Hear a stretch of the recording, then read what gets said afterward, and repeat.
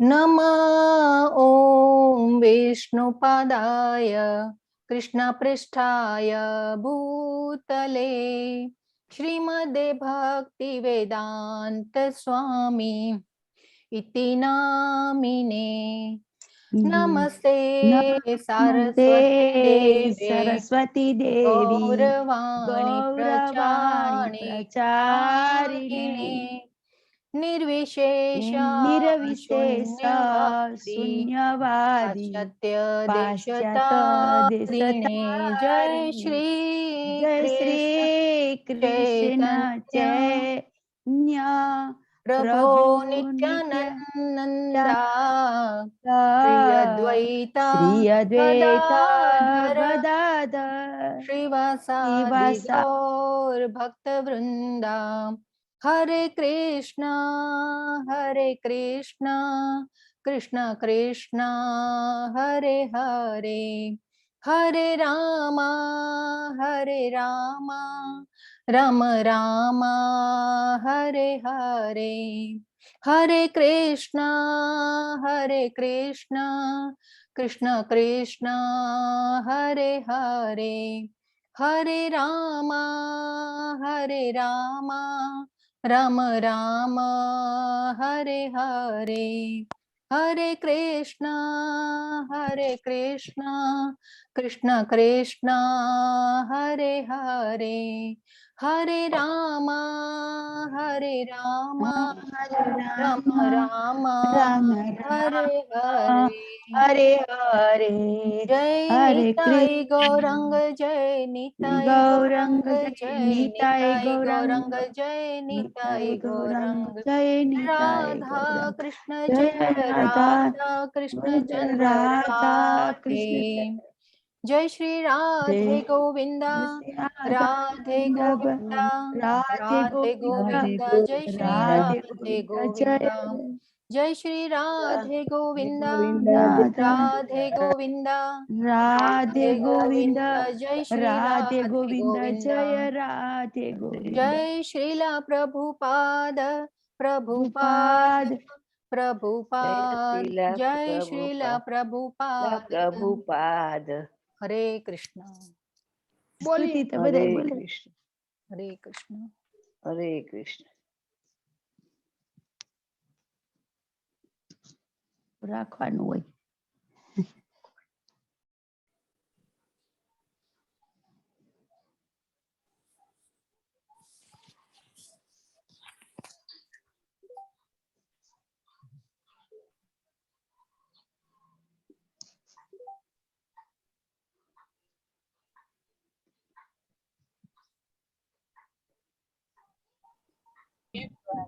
વસંત પંચમી 6 તારીખે reception.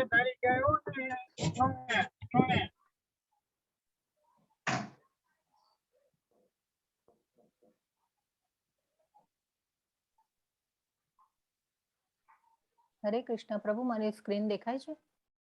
Yes माताजी। Okay.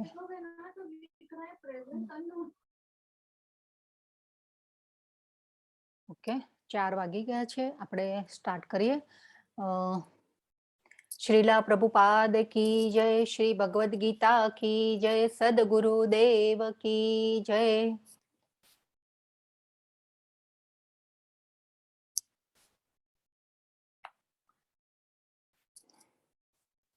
ओम अज्ञानतिमिरान्धस्य ज्ञानाञ्जनशलाकया चक्षुरुन्मिलितं येन तस्मै श्रीगुरवे नमः। श्रीचैतन्यमनोभीष्टं स्थापितं येन भूतले स्वयं रूप कदा मह्यं ददाति स्वपदान्तिकम्। वन्देऽहं श्रीगुरो श्रीयुतपदकमलं श्रीगुरून् वैष्णवांश्च श्रीरूपं साग्रजातं सहगण रघुनाथान्वितं तं सजीवं स्वाद्वैतं सावधूतं परिजनसहितं परिजन सहितं श्री कृष्ण चैतन्य देवं श्री राधा कृष्ण पादान् सहगण ललिता विशाखान्वितांश्च। हे कृष्ण करुणा सिंधु दीनबंधो जगत्पते गोपेश गोपिका कांत राधा कांत नमोस्तुते। तप्त कांचन गौरांगी राधे वृंदावनेश्वरी व्रजभानु सुते देवी प्रणमामि हरिप्रिये वाञ्छा कल्पतरुभ्यश्च कृपा सिन्धुभ्य एव च पतितानां पावनेभ्यो वैष्णवेभ्यो नमो नमः। श्री कृष्ण चैतन्य प्रभो नित्यानंद श्री अद्वैत गदाधर श्रीवासादि गौर भक्त वृंद हरे कृष्ण कृष्ण कृष्ण हरे हरे हरे राम राम राम हरे हरे। हरे कृष्ण सर्वे भक्तों ने हरे कृष्ण। हरे कृष्ण।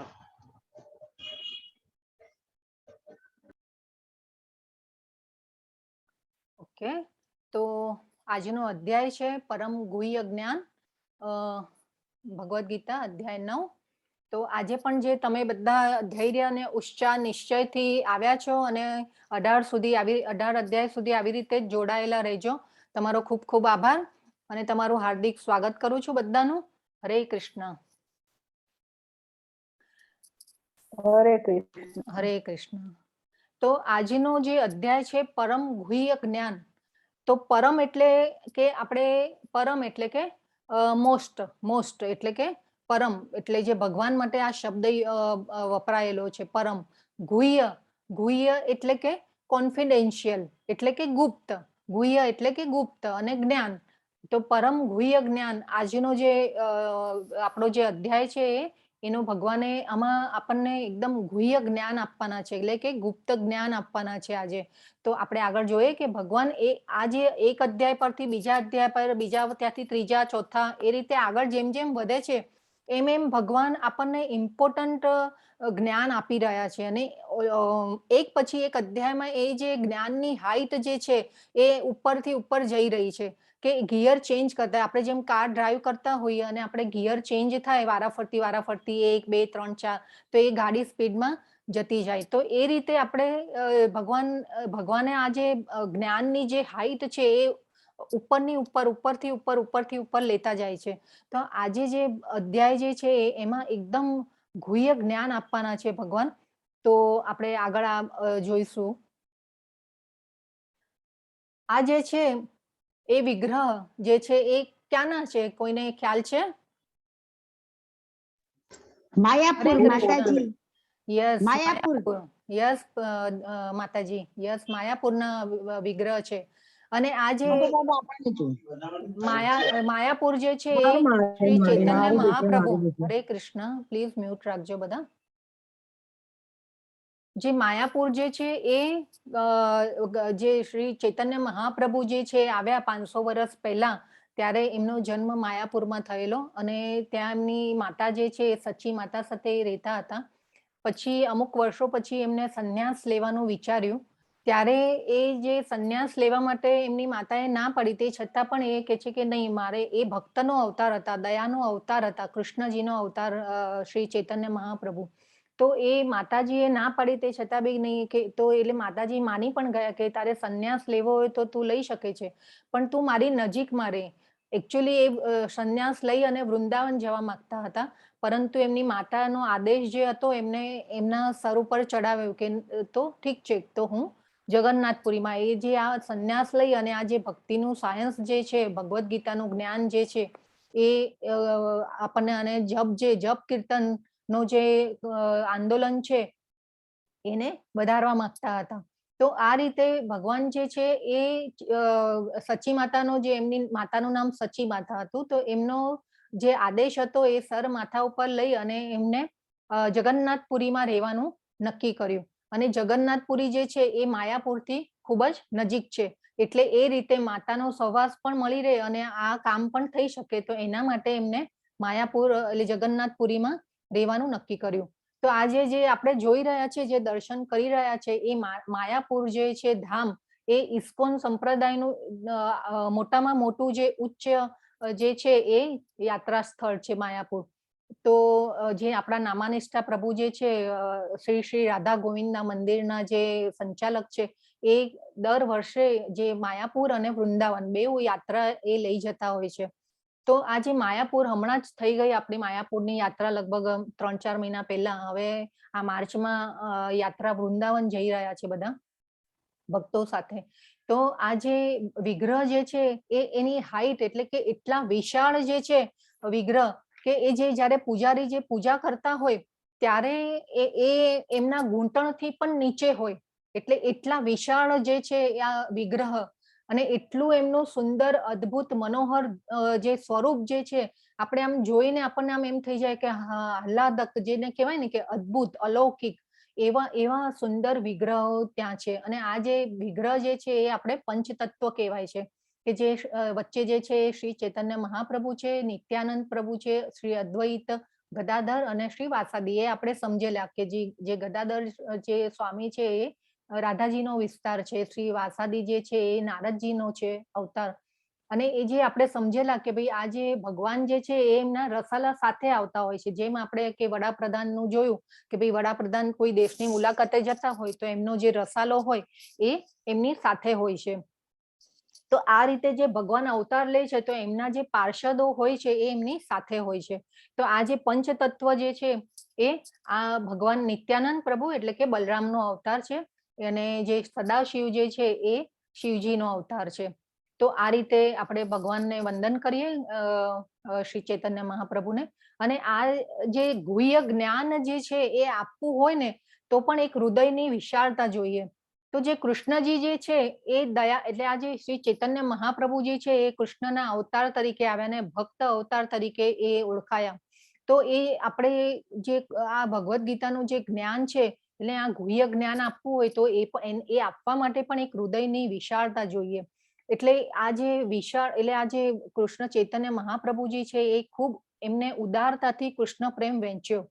તો આપણે ભક્તિના તબક્કામાં પણ જોયેલું કે પહેલા આપણે શ્રદ્ધા આપણામાં ડેવલપ થવી જોઈએ, એ પછી છે આપણે સાધુ સંઘ એટલે કે ભક્તોનો સંગ કરીએ, પછી આપણે આ જે જ્ઞાનની ચર્ચા જે અત્યારે આપણે કરી રહ્યા છીએ એટલે કે ભજન ક્રિયા, પછી નિષ્ઠા, એટલે એ આપણે ભક્તિમાં ધીરે ધીરે ધીરે આગળ વધતા જઈએ એમ આપણામાં નિષ્ઠા આવે, એ નિષ્ઠા વધે પછી આપણામાં ભાવ આવે ભગવાન પ્રત્યે, અને એ પછી આપણે જે છેલ્લો પ્રેમ છે તો પ્રેમ એટલે કૃષ્ણ પ્રેમ જે, એટલે આપણે જો ભક્તિમાં આગળ આગળ વધીએ તો એમ આપણનો પ્રેમ ભગવાન સાથેનો વધતો જાય.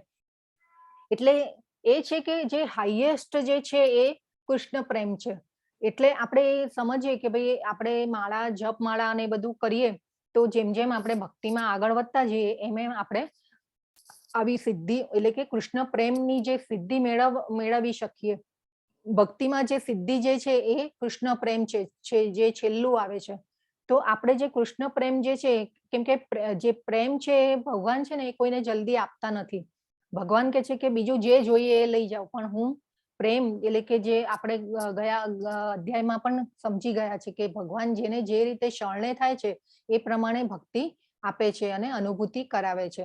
અને બીજું આપણે એ બી જોઈએ છે કે કોણ કોણ શરણાગત નથી થતા, કેવા લોકો ભગવાનને શરણાગત થાય છે, એ બધું પણ આપણે આગલા અધ્યાયોમાં જોઈ ગયા. તો જે આ પ્રેમ જે છે કૃષ્ણનો પ્રેમ, એ ભગવાન કે છે કે હું એટલે જલ્દી કોઈને આપતા નથી કે ભાઈ બીજું જે જોઈએ લઈ જાઓ, પણ પ્રેમ ભગવાન આપતા નથી. એ કે પ્રેમ આપે તો કે ભગવાન કે હું બંધાઈ જાઉં, એમ કે હું વેચાઈ જાઉં. આપણે જે નરસિંહ મહેતાનું ઉદાહરણ આપ્યું હતું જે છે આપણે જોયેલું છે કે નરસિંહ મહેતા જે હતા એ ભક્તિમાં એટલા તન્મય હતા કે ભગવાને જઈને એમના કામ કરવા પડતા હતા.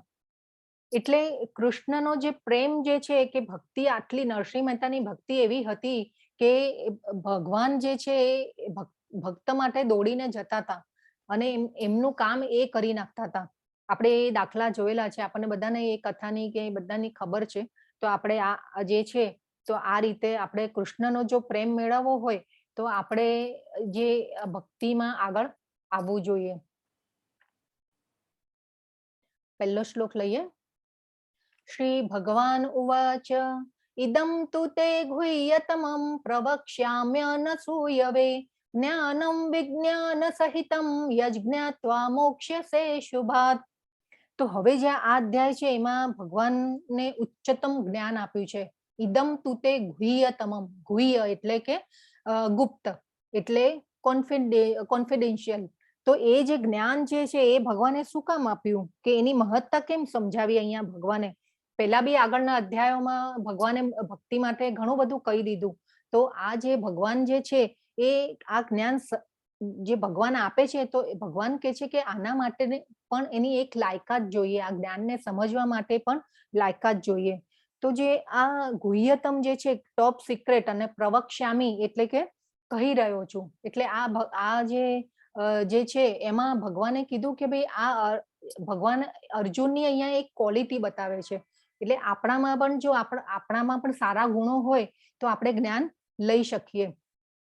અને અર્જુનમાં પણ એવા ગુણો છે કે એ ભગવાન એને ગુહ્ય જ્ઞાન આપી રહ્યા છે. તો આ જે છે અને આ ગુહ્ય જ્ઞાન ક્યારે આપે કે એવા આપણામાં ગુણો હોય, પાત્રતા એટલે જે પાત્રતા કહેવાય, તો એ જે પાત્રતા એવી હોય ત્યારે ભગવાન આપે આપણને કે એવા ગુણો આપણામાં હોય તો અને આપણી પાત્રતા હોય તો એ ભગવાન આપણને આ જે જ્ઞાન હોય એ પણ આપણામાં અંદર ઉતરે. તો આપણને એમ પછી જે ભગવાન કે છે પ્રવક્ષ્યામ્ય અનસૂયવે, અનસૂયવે, અનસૂયવે એટલે કે ઈર્ષા ન કરનાર. ભગવાન અહીંયા અર્જુનને કહે છે કે તું મારી ઈર્ષા કરતો નથી એટલે હું તને આ ગુહ્યતમ જ્ઞાન આપી રહ્યો છું. હવે અનસૂયવે એટલે હવે આપણને એમ થાય કે ભાઈ આ ઈર્ષા ન કરવી એ શું ગુણ છે કે આ વળી ગુણ કેવી રીતે હોઈ શકે એમ. આપણને અહીંયા ભગવાને કહ્યું કે ભાઈ તું મારી, ભગવાને અર્જુને કીધું કે ભાઈ ઈર્ષા નથી કરતો, તો આ જે ઈર્ષા ન કરવી એ પણ એક મોટો ગુણ છે. યાદ રાખજો, હું આગલા અધ્યાયોમાં પૂછીશ કે અનસૂયવે, યાદ શબ્દ રાખવાનો કે અનસૂયવે એટલે કે ઈર્ષા ન કરવી. તો આપણે બધા જે છીએ એ આપણે બધા ભગવાનના ધામમાં હતા. તો આ જે આપણને કેમ ભગવાને આપણને કેમ અર્જુનને જ કેમ પસંદ કર્યો કે ભાઈ ગીતાનું જ્ઞાન આપવા માટે અર્જુનને જ કેમ પસંદ કર્યો, આ એનું એક આ બીજું કારણ આપ્યું. કેમ કે ભગવાને પહેલા તો કહી દીધું હતું કે અર્જુન મારો ભક્ત છે અને તું મારો મિત્ર છે. હવે આ બીજું કારણ કે તું મારી ઈર્ષા કરતો નથી. ભગવાને અહીંયા કહ્યું કે તું મારી ઈર્ષા નથી કરતો એટલે હું તને આ જ્ઞાન આપી રહ્યો છું. તો આપણે જ્યારે આપણે એ સમજવાનું છે કે આપણને કેમ, આપણે ક્યાં છીએ, કેવી ભગવાને આપણામાંથી કોઈને કેમ પસંદ ન કર્યા અને અર્જુનને જ પસંદ કર્યા. એ વખતે ઘણા બધા એવા હતા ક્વોલિટી વાળા જે પુરુષો કે ભગવાને અર્જુને જ પસંદ કર્યો. તો આ એમાંનું એક કારણ છે કે ઈર્ષા ન કરવી. તો આપણે બધા હતા એ ભગવાનના ધામમાં હતા. આપણને આપણે જયારે ભગવાનના ધામમાં હતા ને ત્યારે આપણને પણ થોડી ઘણી ભગવાનની એવી ઈર્ષા હતી કે આપણને થયું કે ભાઈ આ શું કામ કૃષ્ણજી એકલા જ બધું કંટ્રોલ કરે, એકલા જ બધાની માલિકી કરે, એકલા જ ભોગો ભોગવે. તો આપણને પણ એમ થયું કે ભાઈ મારે બી કંટ્રોલ કરવું છે, મારે પણ થોડી માલિકી જોઈએ છે, મારે પણ ભોગો ભોગવવા છે. એટલે આપણે તો પછી આપણે પહેલા બી અધ્યાયમાં વાત થઈ ગઈ હતી કે ભાઈ આપણે સ્વતંત્રતાનો દુરુપયોગ કરીએ છીએ. આ આપણે એક વાત થઈ ગઈ હતી.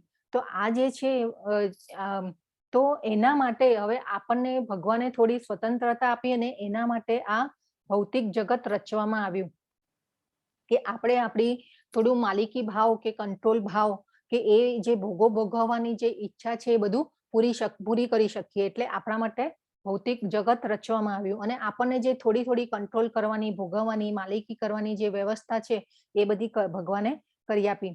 તો આપણે પણ જો અહીંયા પૂરેપૂરી ઈર્ષા મુક્ત થઈ અને આપણે પણ અર્જુનની જેમ ભગવાનની નજીક જવા માટે, એમનો પ્રેમ મેળવવા માટે જો લાયક બનીએ તો આપણે પણ ઈર્ષા ન કરવી જોઈએ. એટલે આપણને પણ જો બીજા કોઈની ઈર્ષા થતી હોય તો આપણે આપણા મનને બચાવવું જોઈએ. એ આ શ્લોકનો એકદમ મોટો ગુણ છે. એટલે ઈર્ષા ભગવાનને પસંદ નથી. તો અનસૂયવે પ્રવક્ષ્યામ્ય અનસૂયવે, પ્રવક્ષ્યામ્ય એટલે હું કહી રહ્યો છું, તું મારી ઈર્ષા નથી કરી રહ્યો. અને યજ જ્ઞાત્વા મોક્ષ્યસે શુભાત એટલે પૂર્ણ પુરુષોત્તમ પરમેશ્વર બોલ્યા, પ્રિય અર્જુન, તું કદાપી મારી ઈર્ષા કરતો નથી, તેથી હું તને આ પરમ ગુહ્ય જ્ઞાન તથા સાક્ષાત્કાર વિશે જણાવીશ કે જે જાણી તું ભૌતિક અસ્તિત્વના સર્વ ક્લેશોમાંથી મુક્ત થઈ શકીશ. તો આમાં આપણે એક સમજવાનું છે કે આપણને કેમ ભગવાને અત્યારે પણ ત્યારે પણ જયારે ભગવાને અવતાર લીધો ત્યારે પણ જે આવા હતા માણસો કે ભાઈ ભગવાનને ભગવાન તરીકે જાણતા નતા, ભગવાનને કહેતા હતા કે ભાઈ હવે આ શિશુપાલ જે એક છે ઉદાહરણ કે શિશુપાલનું, તો ત્યારે પણ એ લોકો ભગવાનની ઈર્ષા કરતા હતા. અને આ જે શિશુપાલ જે હતો એ ભગવાન એ ઓલવેઝ એમ કે ભાઈ કૃષ્ણને જ ભગવાન કેમ કહો છો બધા, હું પણ ભગવાન છું. એટલે આ રીતે જે છે એ ત્યારે પણ આવા લોકો હતા. એટલે એવું નહીં કે શિશુપાલ, ત્યારે ઘણા પણ એવા લોકો હતા કે જે ભગવાનની ઈર્ષા કરતા હતા. એ પછી જે છે તો આપણે અત્યારે પણ જોઈએ છીએ કે ભાઈ ઘણા એવા નાસ્તિક લોકો હોય છે કે ભાઈ ભગવાન છે જ નહીં, ને ભગવાન એવા ઘણા લોકો છે કે ભાઈ એવું માને છે કે ભાઈ ભગવાન છે જ નહીં, આપણે જ ભગવાન છીએ અને આપણે જ બ્રહ્મમાં ભળી જવાનું ને પ્રકાશમાં ભળી જવાનું ને શૂન્યમાં ભળી જવાનું ને એવી બધી વાતો કરે છે. તો આ જે છે ભગવાને મોસ્ટ જે ગુહ્ય જ્ઞાન જે છે હજી આગળ ઘણું આવશે. તો આ જે વસ્તુ છે એ આપણે પકડવાની છે કે આપણે ઈર્ષા નથી કરવાની. અને આ જે આપણે એક વસ્તુ મગજમાં એકદમ ફિટ બેસાડી દેવાની છે કે ભગવાન જે છે પૂર્ણ પુરુષોત્તમ પરમેશ્વર એ પ્રકૃતિના એટલે કે સુપ્રીમ કંટ્રોલર છે. અલ્ટિમેટ એન્જોયર પણ ભગવાન જ છે અને બધાના મિત્ર પણ ભગવાન જ છે. તો આપણે એક શ્લોક જોયેલો હતો પહેલા અધ્યાયમાં. તો એ શ્લોક કોણ કહેશે?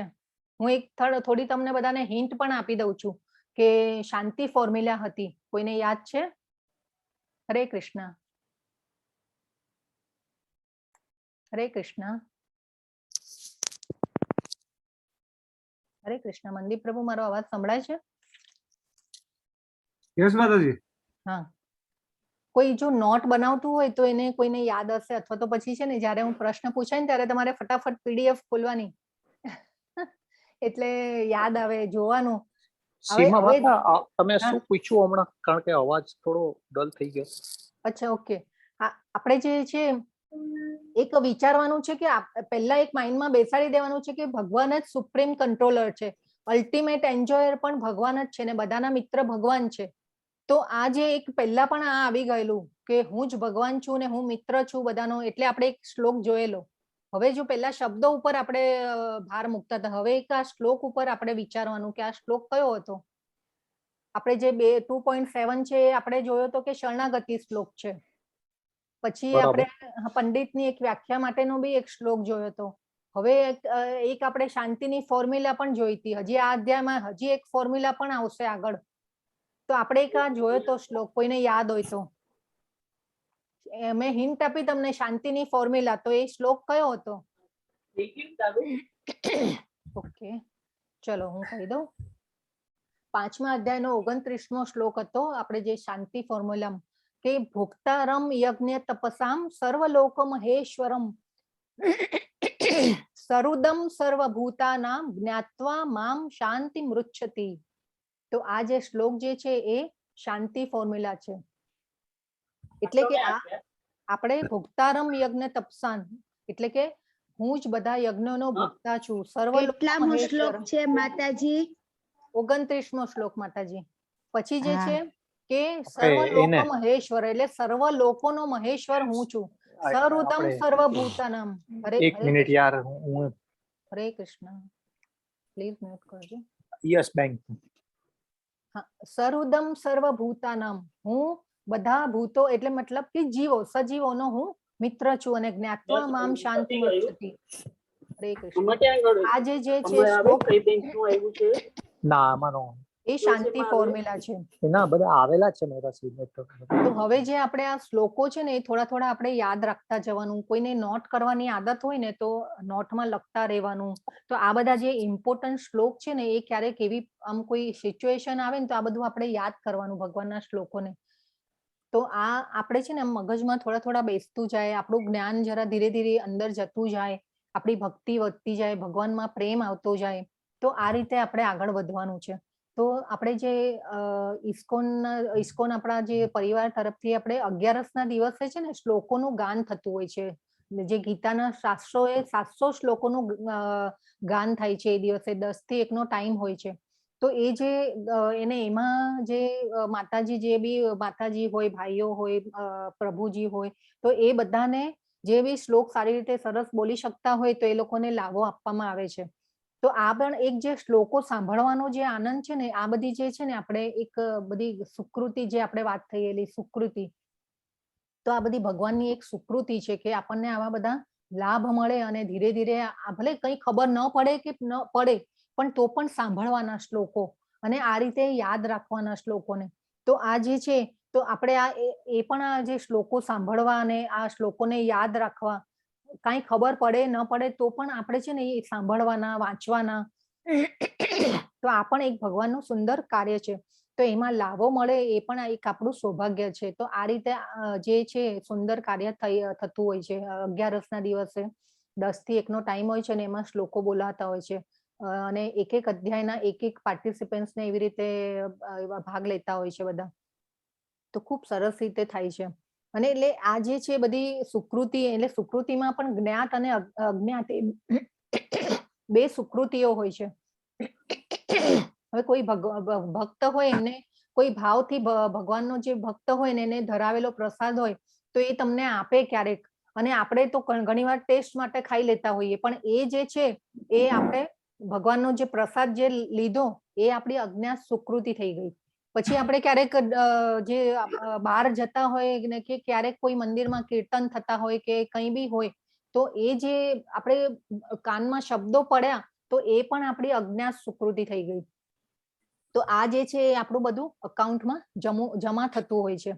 તો આ રીતે જે છે ભગવાન અજ્ઞાત સુકૃતિ દ્વારા પણ આ કાર્ય થતું જાય છે અને આપણી જે ઈર્ષા ઓછી થતી જાય, આપણી ચેતના શુદ્ધ થતી જાય અને આપણને ભગવાન પ્રત્યે પ્રેમ આવતો જાય. તો આ રીતે આપણે આગળનો શ્લોક જોઈએ. હવે કે છે ભગવાન રાજવિદ્યા રાજગુહ્યમ પવિત્રમિદમુત્તમમ પ્રત્યક્ષાવર્ગમમ ધર્મ્યમ સુસુખમ કર્તુમ અવ્યયમ. હવે અહીંયા ભગવાને કીધું આ જ્ઞાન સર્વ વિદ્યાઓનો રાજા છે, જે સર્વ રહસ્યોમાં સર્વાધિક ગુહ્ય છે. તે વિશુદ્ધતમ જ્ઞાન છે અને સાક્ષાત્કાર દ્વારા આત્માનો પ્રત્યક્ષ અનુભવ કરાવે છે. તેથી તે ધર્મની પૂર્ણતા છે. તે અવિનાશી છે અને આચરવામાં સુખદ છે. તો આપણે જે પહેલા પણ જોયેલું કે આ જે જ્ઞાન છે ભગવાને પહેલા સૂર્ય ભગવાનને આપેલું, પછી મનુને આપેલું, મનુએ એમના પુત્ર ઈક્ષ્વાકુને આપવું ને એ જે ગુરુ શિષ્ય પરંપરા હતું એ જોયેલું. પછી આપણે જે છે કે ભાઈ પહેલા પૃથ્વીના જે રાજાઓ હતા એ પૃથ્વી ઉપર જે આખું સામ્રાજ્ય ભોગવતા અને આખી પૃથ્વી ઉપર જે શાસન કરતા, તો એ પણ આપણે જોયેલું. તો આ જે આ જ્ઞાન જે છે એ ત્યારે એ વખતે આવી રીતે આપવામાં આવતું હતું. અને આ પછી જે હવે આપણે જોઈએ તો હવે સપોઝ આપણા કોઈ દેશમાં કોઈ એવી ફોર્મ્યુલા હોય કે જે બહાર ન પાડવાની હોય તો એ જે છે, તો હવે આ તો આપણને ભગવાન અહીંયા કહી રહ્યા છે કે આ તો ગુહ્ય છે પણ તે છતાં બી હું આપી રહ્યો છું.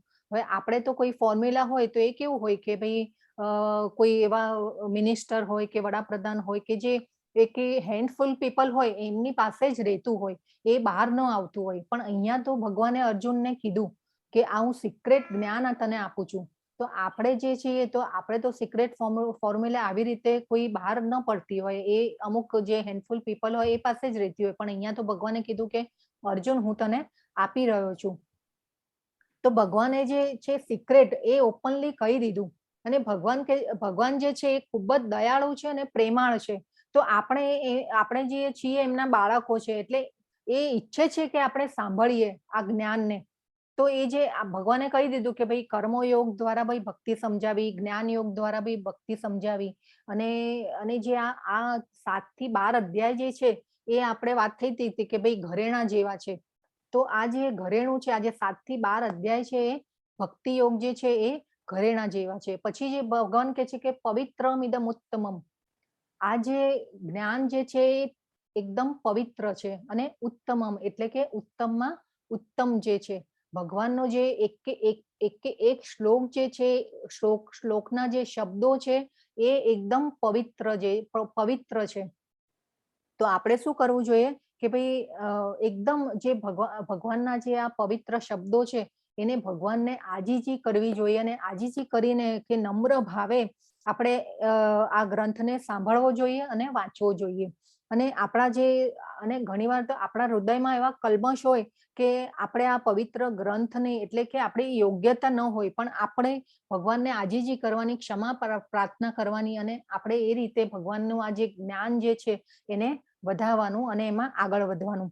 પછી જે કહે છે કે સુસુખમ અને કર્તુમ અવ્યય એટલે કે આચરણ કરવામાં પણ ઈઝી છે. અને આ ભગવાને કીધું અવ્યયમ, આગળ જો પાછો શબ્દ આવ્યો અવ્યયમ, પહેલા બી ભગવાને કીધું તું અજન્મ અજો અપી સન અવ્યય આત્મા, કે હું અજન્મ અને અવિનાશી આત્મા છું. પછી એમને ભગવાને કીધું તું જન્મ કર્મ ચ મે દિવ્યમ, ભગવાનના જન્મ અને કર્મો પણ દિવ્ય છે. અને આજે ભગવાન આજે પાછું કીધું કે સુસુખમ એટલે કે સુખ આપનારું છે. અને આ જે છે જ્ઞાન એ આત્માનો જે આત્માનો પ્રત્યક્ષ અનુભવ કરાવે એવું આ જ્ઞાન છે. એટલે એને રાજવિદ્યા કહી છે. રાજવિદ્યા એ જે ભગવાને શબ્દ વાપર્યો છે કે રાજવિદ્યા. તો પેલા બી આપણે આ જે છે અર્જુને કીધું હતું કે ભાઈ આ અષ્ટાંગ યોગ જે આ છે એ પણ હું નહીં કરી શકું, મન બહુ ચંચળ છે. જ્ઞાન યોગમાં અષ્ટાંગ યોગ તો બહુ અઘરો કીધો અર્જુને. પછી જે છે કે જ્ઞાન યોગ, તો જ્ઞાન યોગમાં પણ જે છે તો એ આપણે ખૂબ વાંચવું પડે, એનું મનન કરવું પડે. અને એ પછી પણ જો આપણામાં પાત્રતા હોય તો એ જ્ઞાન આપણી અંદર ઉતરે. તો આ રીતે જે છે એ બધું અઘરું છે. અઘરું એટલે જે આપણે કે એકદમ કહેવાય કે અઘરો શબ્દ તો તમને આપણને ખ્યાલ છે કે ભાઈ અઘરું એટલે આ જે ભગવાને કીધું કે આ જે જ્ઞાન જે છે એ ભક્તિ યોગ દ્વારા જ આપણે આપણા અંદર ઉતરે છે. અને જે આ ભક્તિ પ્રાપ્ત કરવી એ જ ધર્મની પૂર્ણતા છે. ભગવાને અહીંયા કીધું કે જો આત્માનો પ્રત્યક્ષ અનુભવ કરાવે છે તેથી તે ધર્મની પૂર્ણતા છે. એટલે જો આપણે ભક્તિ પ્રાપ્ત કરીએ એટલે એ જે સિદ્ધિ પ્રાપ્ત કરીએ તો જ ધર્મની એ પૂર્ણતા કહેવાય. ઘણીવાર આપણને પ્રશ્ન આવે કે ભાઈ ધર્મ એટલે શું? તો આ જે ભગવાન કહે છે કે ભક્તિ પ્રાપ્ત કરવી ભગવાનની અને ભગવાનમાં લીન થવું અને ભગવાનમાં મનને એકાગ્ર કરવું એ ધર્મની પૂર્ણતા છે. તો આપણે જોઈએ કે ભાઈ એ તો આપણે ભગવાને એટલો આપણા માટે સહેલો રસ્તો કરીને આપ્યો છે કે સવારે આપણે જે ઉઠીને જો ભગવાનને એના વિગ્રહને આપણે તૈયાર કરીએ, શૃંગાર કરીએ તો એમાં પણ આનંદ આવે. ભગવાનને ફૂલ ચડાવીએ અને એ ફૂલ પછી ભગવાનને ચડાવેલા લઈને આપણે જે સુગંધ લઈએ એની, અને ભગવાને કેટલી પ્રકૃતિમાં કેટલી વિવિધતા ભરી છે એ આપણે જયારે જોઈએ ને ત્યારે આમ આપણને ભગવાન પ્રત્યે પ્રેમ થવો જોઈએ કે હા કેટલું બધું આપણા માટે ભગવાને કેવી સરસ પ્રકૃતિને આપણા ભૌતિક જે જગત છે એની રચના કરી છે. તો એ જે ભગવાનના જે ફૂલો છે એને સૂંઘીએ પણ એમાં પણ આનંદ આવે આપણને. તો આપણે ભોગ લગાવીએ તો એ ભોગ લગાવીને જે પ્રસાદ લઈએ તો એ પણ આપણી ચેતના શુદ્ધ કરે અને એમાં પણ આપણને આનંદ આવે. જેમ જેમ આપણે આનંદ કરતા જઈશું ને એમ એમ આની આપણને અનુભૂતિ થતી જશે. અને એ જ આપણી ધર્મની પૂર્ણતા છે એમ ભગવાન કહી રહ્યા છે. તો જે આ ભક્તિ યોગ જે છે એ સુસુખમ એટલે કે સુખ આપનારો છે અને આનંદ આપનારો છે. અને એ પછી જે ભગવાને એ પણ આપણને કહી દીધું કે સ્વલ્પમ અપ્યસ્ય ધર્મસ્ય, એ પણ શ્લોક એક હતો બહુ ખૂબ સુંદર. એ આપણે વારે વારે વાગોળવાનો છે કે ભગવાન કહે છે કે ભાઈ તું મારા માટે થોડું પણ કંઈક કરીશ તો એ તું એ મોટામાં મોટા ભયથી બચી જઈશ. એ કોઈને યાદ છે? સ્વલ્પમ અપ્યસ્ય ધર્મસ્ય. હરે કૃષ્ણ. હરે કૃષ્ણ. ઓકે, તો આ છે ને બધું થોડું નોટ ડાઉન કરતા રહો અને ધીરે ધીરે છે ને આપણે એ આપણી હેબિટ રાખવાની કે આપણે યાદ રાખવાના શ્લોકોને. ખૂબ સુંદર. અને એ જે વાંચતા જઈએ ને એમ આપણો ભાવ વધતો જાય. તો જે એ શ્લોક જે છે એ 2.40 હતો. નેહાભિક્રમ નાશોસ્તિ પ્રત્યવાયો ન વિદ્યતે સ્વલ્પમ અપ્યસ્ય ધર્મસ્ય ત્રાયતો મહતો ભયાત. એટલે કે તું મારા માટે કંઈ પણ થોડું ઘણું પણ કરીશ તો તું મોટામાં મોટા ભયથી બચી જઈશ. તો આપણે વિચારીએ કે ભાઈ આપણે તો એવી ઘણી બધી ડિગ્રીઓ લીધી કે આ ભૌતિક મટીરિયલ વર્લ્ડમાં રહીને આપણે ઘણી બધી એવી ડિગ્રીઓ હાંસિલ કરીએ છીએ, પરંતુ જો આ ભક્તિની ડિગ્રી હાંસલ નહીં કરીએ તો પછી આપણે તો ભગવાને મોડેલો રેડી રાખ્યા જ છે 84 લાખો મોડેલ.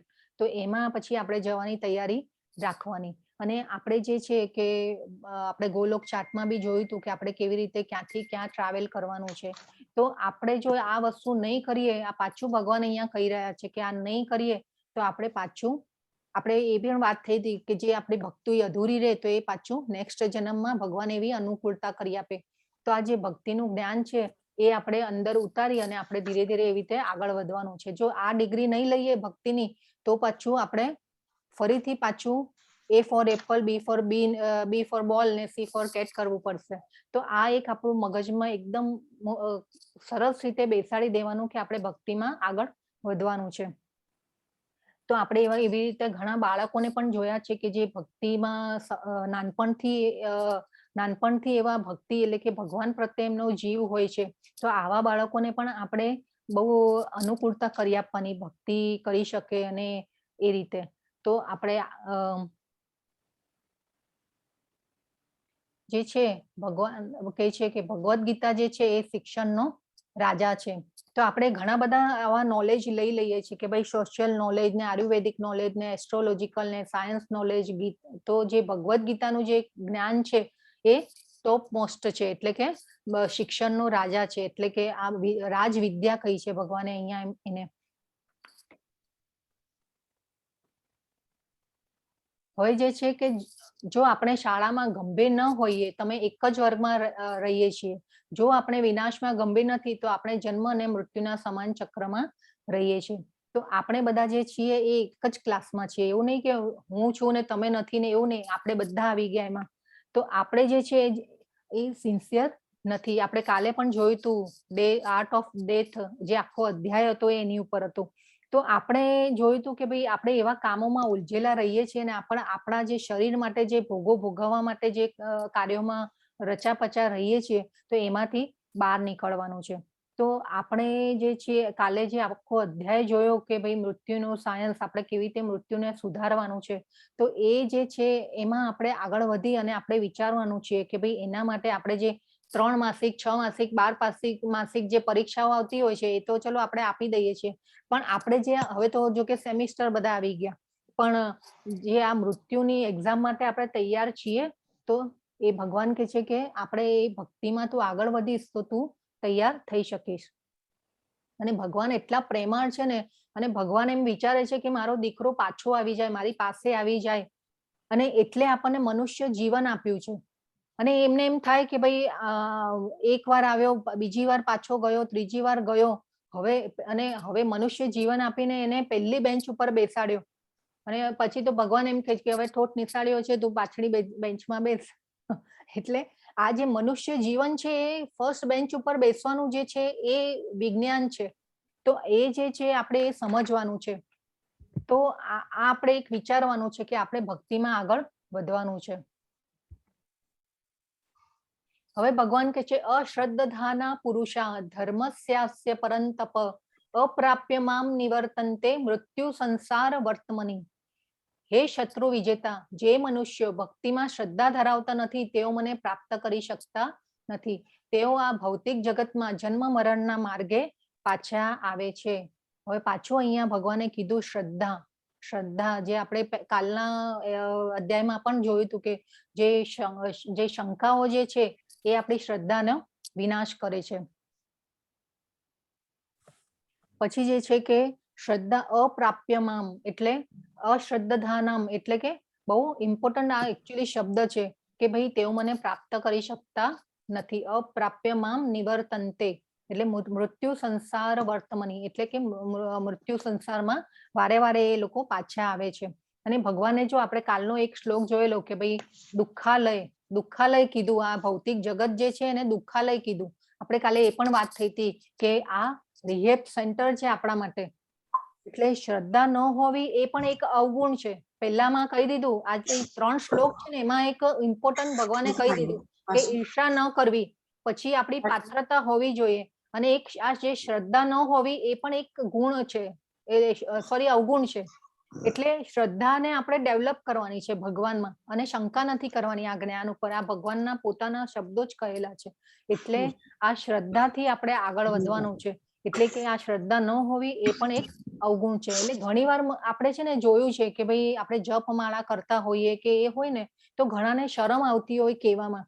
એકચ્યુઅલી આ પ્રોસેસમાંથી હું પણ પસાર થઈ ગઈ છું. ઘણા લોકોને એમ થાય કે ભાઈ આ તો જે છે જપમાળા કરવી ને ભગવાનની ભક્તિ સેવા કરવી એ તો બુઢાપો આવે ને ત્યારનું કામ છે. પણ ના, ભગવાન કહે છે કે નાનપણથી જ આપણને આ જ્ઞાન મળવું જોઈએ ને આપણે ભક્તિ સેવામાં લાગવું જોઈએ. આપણે એ પણ કાલે સમજ્યા હતા. તો એકચ્યુઅલી જે એ જે જપમાળા જે છે, હરે કૃષ્ણ માતાજી, હું એક વાત કહેવા માંગુ છું આના પર. હરે કૃષ્ણ. તો જે આ જે શ્રદ્ધા જે છે એ એક અવગુણ છે. એટલે ઘણાને આપણે જોયા છે કે ભાઈ માળા કરતા હોય કે ભગવાનનું કંઈ કામ કરતા હોય તો એ લોકોને શરમ આવતી હોય કહેવામાં કે ભાઈ આ તો એટલે એકચ્યુઅલી એમાં એ લોકોનો વાંક નથી, પણ આ સમાજનો એ જે ઢાંચો જે થઈ ગયો છે કે ભાઈ આ તો એમ કે આ ભાઈ બુઢાપો આવે ને ત્યારનું કામ છે. તો આપણને ક્યારેક કોઈ આ પૂછે કે ભાઈ ભગવદ્ ગીતાના ક્લાસમાં જાઓ છો, તો આપણે ઘણીવાર એમ કહી દઈએ કે ભાઈ હા ઠીક છે, રજીસ્ટ્રેશન કરાવ્યું હતું ને એટલે કરવું પડે હતું એટલે મેં કરી લીધું એમ. એટલે એમ નહીં, ભગવાન અહીંયા જે શ્રદ્ધા જે છે એ શ્રદ્ધાને જો બતાવવામાં શરમ આવતી હોય તો પછી એને કેળવવામાં પણ શરમ આવે. એટલે આ રીતે આપણે નથી જોવાનું. શ્રદ્ધા એટલે કે આ ખૂબ જ ઇમ્પોર્ટન્ટ પોઈન્ટ છે કે શ્રદ્ધા હોવી એ એક ગુણ છે, એટલે અને શ્રદ્ધા ન હોવી એ અવગુણ છે. એટલે આપણે જે શ્રદ્ધા હશે તો ભગવાનને આપણે જાણી શકાશે અને જન્મ મૃત્યુના ચક્કરમાંથી આપણે બચી શકીશું અને જે આગળ ભક્તિમાં આગળ વધી શકીશું.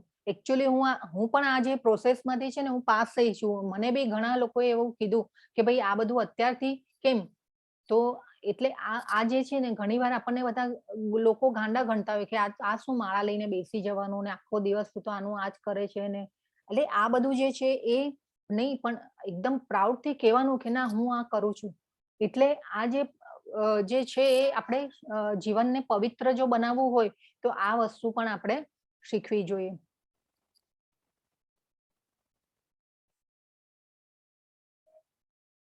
એમાં કહે છે કે faith is Krishna is the best and safest cause. પછી આ જે ભગવાન કહે છે કે cycle of birth and death is very painful, અને ભગવાને આપણને એ પણ કહી દીધું કાલના એક શ્લોકમાં કે ભાઈ આ જે ભૌતિક જગત છે એ દુઃખાલય છે. પછી છે મયા તતમિદમ સર્વમ જગદ વ્યક્ત મૂર્તિના મત્સ્થાની સર્વભૂતાની ન ચાહમ તેષ્વસ્થિતઃ. આ સમગ્ર જગત મારા વડે અવ્યક્ત રૂપમાં વ્યાપ્ત છે. સર્વ જીવો મારામાં છે પરંતુ હું તેમનામાં નથી. જો હવે અહીંયા બી ભગવાને એક મોટું સ્ટેટમેન્ટ આપી દીધું કે સમગ્ર જગત મારા વડે મારા અવ્યક્ત રૂપમાં વ્યાપ્ત છે. સર્વ જીવો મારામાં છે પરંતુ હું તેમનામાં નથી. હવે આ જોઈએ કે આ જે છે આ કોણ કહેશે કે આ ક્યારનું દ્રશ્ય છે? હરે કૃષ્ણ. હરે કૃષ્ણ. આ તો બધાને ખબર હોવી જ જોઈએ. હરે કૃષ્ણ. કાનું માટી ખાઈ જાય છે એનું છે. આ છે ભગવાન માટી ખાધી, માટી હા. ખાધી ત્યારે એને કૃષ્ણ એમ કીધું મેં માટી નથી ખાધી, એટલે જશોદા માએ કીધું મોકલ બતાવ, એટલે Yes, એને અને મુખ ખોલી બતાવ્યું, બ્રહ્માંડના દર્શન થયા. બ્રહ્માંડના દર્શન થાય. યસ, બ્રહ્માંડના દર્શન કરાવે છે. એટલે હવે જો આગળનો જે આપણે શ્લોક જોયો કે હું જે છે આપણો કે આ જે જોયું ભગવાને કે બધું મારામાં છે પણ હું તેનામાં નથી. એટલે આ એનું એક મોટું ઉદાહરણ એક્ઝામ્પલ યશોદા માતા જે યશોદા માતા જે છે મયા તતમિદમ સર્વ, આ સમગ્ર જગત મારા વડે અવ્યક્ત રૂપમાં એટલે જગત વ્યક્ત મૂર્તિના એટલે અવ્યક્ત રૂપમાં વ્યાપ્ત છે અને ન ચાહમ તે અવસ્થિત, પરંતુ હું તેમનામાં નથી. આપણે એ પણ જોવાનું છે કે ભાઈ બધા જીવોમાં પરમાત્મા રૂપે છું એ પણ પાછું આપણે ભગવાને કહી દીધું હતું. તો ભગવાને શું કીધું કે હું તેમનામાં નથી. તો આપણે હવે પહેલાનું જે છે કે બ્રહ્મ પરમાત્મા અને ભગવાનની વ્યાખ્યા જોઈ હતી, તો એમાં તો ભગવાને કીધું હતું કે હું તો પરમાત્મા રૂપે બધાના હૃદયમાં વસું છું. હવે અહીંયા ભગવાને કીધું પાછું કે હું તેમનામાં નથી. તો હવે આ શું સમજવાનું?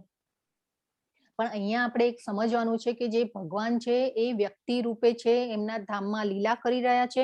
એટલે અહીંયા ભગવાન કહે છે કે આ જે શ્યામ સુંદર સ્વરૂપ જે છે એ ભગવાન ત્યાં દ્વિભુજ રૂપે એમના ઘરમાં રહે છે. એટલે આ રીતે જે આપણે સમજવાનું છે કે વ્યક્તિ રૂપે ત્યાં છે એટલે અહીંયા નથી. અને આપણે તો ભગવાનના અંશ તો છીએ જ. જે પરમાત્મા જે છે એ લોકલાઇઝ સ્વરૂપ છે. પરમાત્મા જે હૃદયમાં રહે છે. તો આને આપણે એ પણ જોયું હતું કે ભગવાન અને આપણામાં શું ફરક છે. તો જ્યાં યશોદા માતા જે છે એ બ્રહ્માંડ બતાવી રહ્યા છે, પછી આગળ ભગવાન વિરાટ રૂપ બતાવશે અર્જુનને, એ પણ આગળ આવશે. અને આ જે ભક્તોના ચિત્રો છે ને એટલા સુંદર, એટલા મનોહર, જે ભાવ આવે ને આપણને, જો યશોદા માતા જે છે એ કેવા કૃષ્ણને, અને કૃષ્ણના ભાવ મુખ ઉપર પણ જુઓ તમે, ભાવ કેવો સરસ છે. એટલે આ જે યશોદા માતા છે એ કેટલા ભાગ્યશાળી છે કે એમને આ વાત્સલ્ય ભાવ મળ્યો છે. અને કહેવાય છે કે જે દશરથ રાજા અને કૌશલ્યા માતા હતા અને રામ વનવાસ જતા રહ્યા જ્યારે, તો આ જે રામ વનવાસ ગયા તો એમને જે માતા કૌશલ્યા હતા એ ખૂબ જ વિરહ કરતા હતા. એટલે એમને નેક્સ્ટ જન્મમાં આ યશોદા માતા છે અને એમને આ વાત્સલ્ય પ્રેમ ભગવાને આપ્યો છે.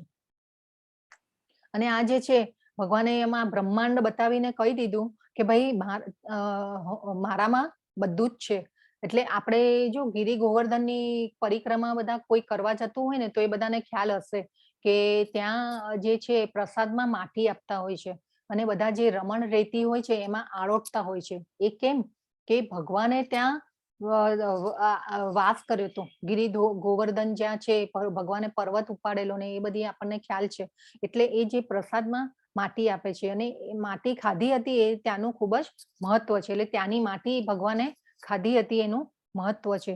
એટલે આપણે એ જોવાનું છે કે ભગવાનના ધામ આપણે જે કાલે પણ એક ફોટામાં જોયેલું કે જે શંકર ભગવાન જે છે એ પાર્વતી માતાને રુદ્ર ગીતા સંભળાવી રહ્યા હોય છે. ત્યારે શંકર ભગવાને પણ પાર્વતી માતાજીને કીધેલું કે ભાઈ જે ભગવાન વાસુદેવ તો શ્રેષ્ઠ છે પણ એમની સાથે જે સંકળાયેલી વસ્તુઓ છે એમના નામ રૂપ ગુણ લીલા ધામ એ બધા પણ ખૂબ જ દિવ્ય છે, શ્રેષ્ઠ છે. એટલે આપણે જે અહીંયા આપણી જે ભારત ભૂમિ જે છે એ એટલી પવિત્ર જે છે કે ભગવાને આવી અને ત્યાં લીલાઓ કરી છે. એટલે આપણે આપણી જાતને પણ ભાગ્યશાળી માનવાની કે આપણે ભારત દેશમાં આપણે આપણો ઉછેર થયો છે અને આપણે ભગવાનની ભૂમિ ઉપર છીએ.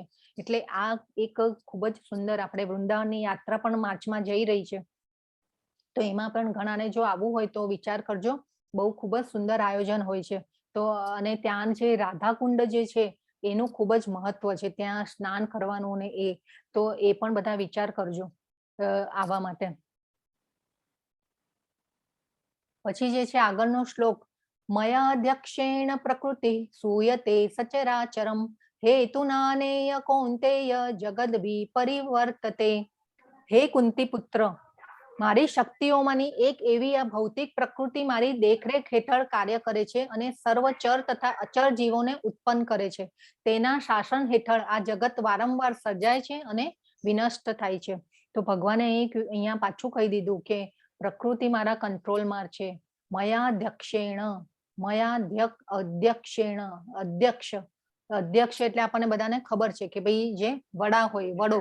આપણે ઘરમાં પણ એ કોઈ વડીલ હોય ને આપણે વડો કહેતા હોઈએ કે ભાઈ અધ્યક્ષ. આપણે ઘણીવાર આમ રોજ આપણે ગૃહિણીઓને તો ખબર હશે કે ભાઈ રસોઈ બનાવી હોય ને એટલે આપણે આપણા અધ્યક્ષને પૂછીએ, ઘરમાં જે અધ્યક્ષ હોય ને કે ભાઈ આજે શું બનાવવું, એટલે એ રીતે અધ્યક્ષ. તો જે ભગવાન જે છે એ અધ્યક્ષ એટલે કે પ્રકૃતિ મારી દેખરેખ હેઠળ કાર્ય કરે છે. એટલે કે જે પ્રકૃતિના એટલે જે પ્રકૃતિ છે એ મારા અધ્યક્ષમાં છે એટલે કે મારી અંડરમાં છે. અને જો કે આપણે જે 3 ગુણો દ્વારા બંધાયેલા છીએ એ આપણે માયા વડે બંધાઈ ગયા છે. અને જે છે સચરાચરમ એટલે કે ચરા અને અચર. તો જે જગત છે એનું આ વિસર્જન થતું હોય છે અને પાછું સર્જન બી થતું હોય છે. તો જે આપણે સમજવાનું છે કે આપણું પણ જન્મ મૃત્યુ જે થતા હોય છે, પછી જે આ પ્રકૃતિ જે છે એ બી સર્જન પામે છે, વિનાશ એનો થાય છે. તો આ જે રીતે છે એ ઘણી વસ્તુઓ એવી છે કે ભાઈ સર્જન થાય છે ને વિનાશ થાય છે, પરંતુ આપણને એ ખબર નથી કેમ કે આપણું આયુષ્ય બહુ ટૂંકું છે. એટલે આજે આપણે પેલા જે સમયનો જે ચાર્ટ હતો ને એમાં પણ જોયેલું કે જે સમયની જે અવધિ છે એ બ્રહ્માનો દિવસ ને એ બધા આપણે જે જોયેલા, તો એમાં આપણે સમજવાનું છે કે ભાઈ સમયની અવધિ આપણા માટે બહુ ટૂંકી છે એટલે આપણે એ વસ્તુ સમજી નથી શકતા. પણ જ્યારે બ્રહ્માનો દિવસ પૂરો થશે ત્યારે આપણે આ પ્રલય થશે અને જે છે પ્રકૃતિએ પાછું વિસર્જન થશે અને પાછું નવું સર્જન થશે. એટલે જે દરેક યુગ જે છે બધા અલગ અલગ યુગો જે છે એમાં ભગવાન આવતા રહે છે અને પાછું જે સર્જન હોય છે એ થતું હોય છે. એટલે આ રીતે આપણે સમજવાનું છે. જે છે આ ભગવાન જે છે એ દરેક અલગ અલગ યુગોમાં આવે છે અને અવતરે છે. પછી જગતનું જે સર્જન થાય છે અને વિસર્જન પણ થાય છે.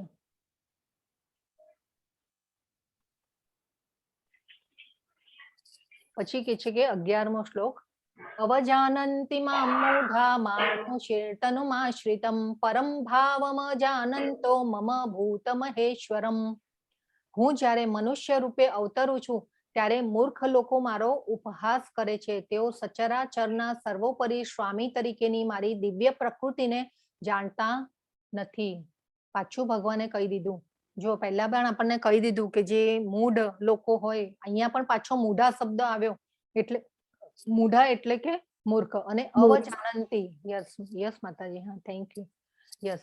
તો જે અવજાનંતી કે જે મૂર્ખ લોકો છે એ સમજતા નથી કે આ જે દિવ્ય પ્રકૃતિ જે છે એ એ જે પ્રકૃતિનો હું સર્વોપરી સ્વામી છું. એટલે અહીંયા જે છે ને એ ભગવાન આપણને ઠપકો આપે છે. હવે આપણે પણ જો બાળક હોય અને ઘણીવાર કોઈ ખોટું કામ કરતો હોય તો આપણે પણ બાળકને ઠપકો આપીએ. તો એ રીતે ભગવાન અહીંયા આપણને જે કહે છે કે ભગવાન આપણને ઠપકો આપે છે. તો આપણે જો આપણા બાળક જો એ બાળકને ઘણીવાર આપણે સમજાવીએ પણ તે છતાં પણ એ ભૂલો જો હોય એ રિપીટ કરતા હોય તો આપણે ભૂલોને જો છાવરતા રહીએ તો આપણે બાળકનું જ ખરાબ થતું હોય, બાળકનું જ નુકસાન હોય. એટલે આ અહીંયા જે ભગવાન જે છે એ આપણા પિતા છે. એટલે એ આપણને કહી રહ્યા છે કે ભાઈ આપણે મૂર્ખ કેટેગરીમાં આવવાનું નથી. અને મમ ભૂત મહેશ્વરમ, હું જ જીવોનો સ્વામી છું અને પ્રકૃતિનો સ્વામી છું. તો જે આ રીતે છે એ ભગવાન આપણને સમજાવે છે.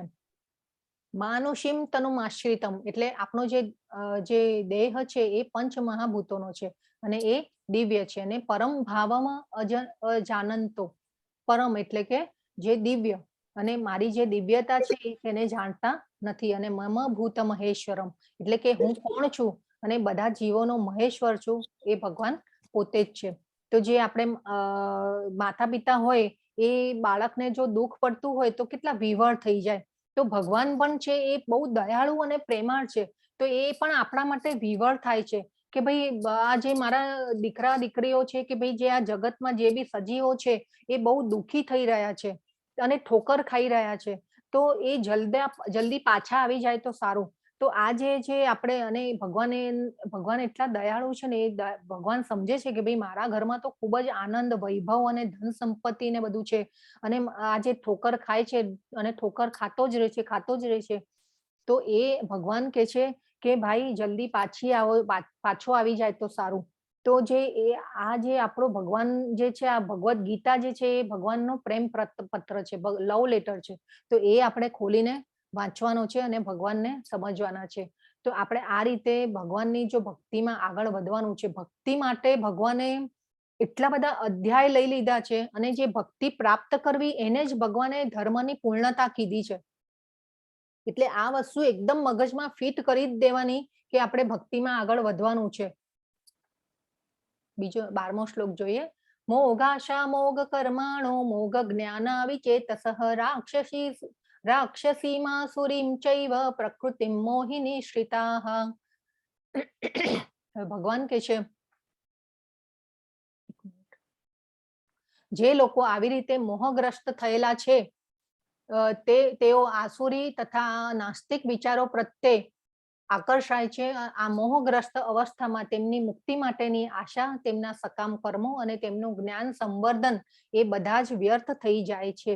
ભગવાને હવે અહીંયા કીધું મોગ આશા એટલે કે જે આશાઓમાં નિષ્ફળ ગયેલા હોય. પછી મોગ જ્ઞાન, મોગ એટલે કે નિષ્ફળ ગયેલા, મોગ જ્ઞાન એટલે કે જ્ઞાનમાં નિષ્ફળ થયેલા. પછી મોગ કર્માણા એટલે કે સકામ કર્મોમાં જે નિષ્ફળ ગયેલા હોય. ભાઈ આપણે ઘણું બધું કરીએ, ભગવાનની ભક્તિ કરીએ, પુણ્ય દાન તપ બધા કરીએ, પણ આપણે નિષ્ફળ ગયેલા હોઈએ એટલે આપણને ભગવાન યાદ આવે.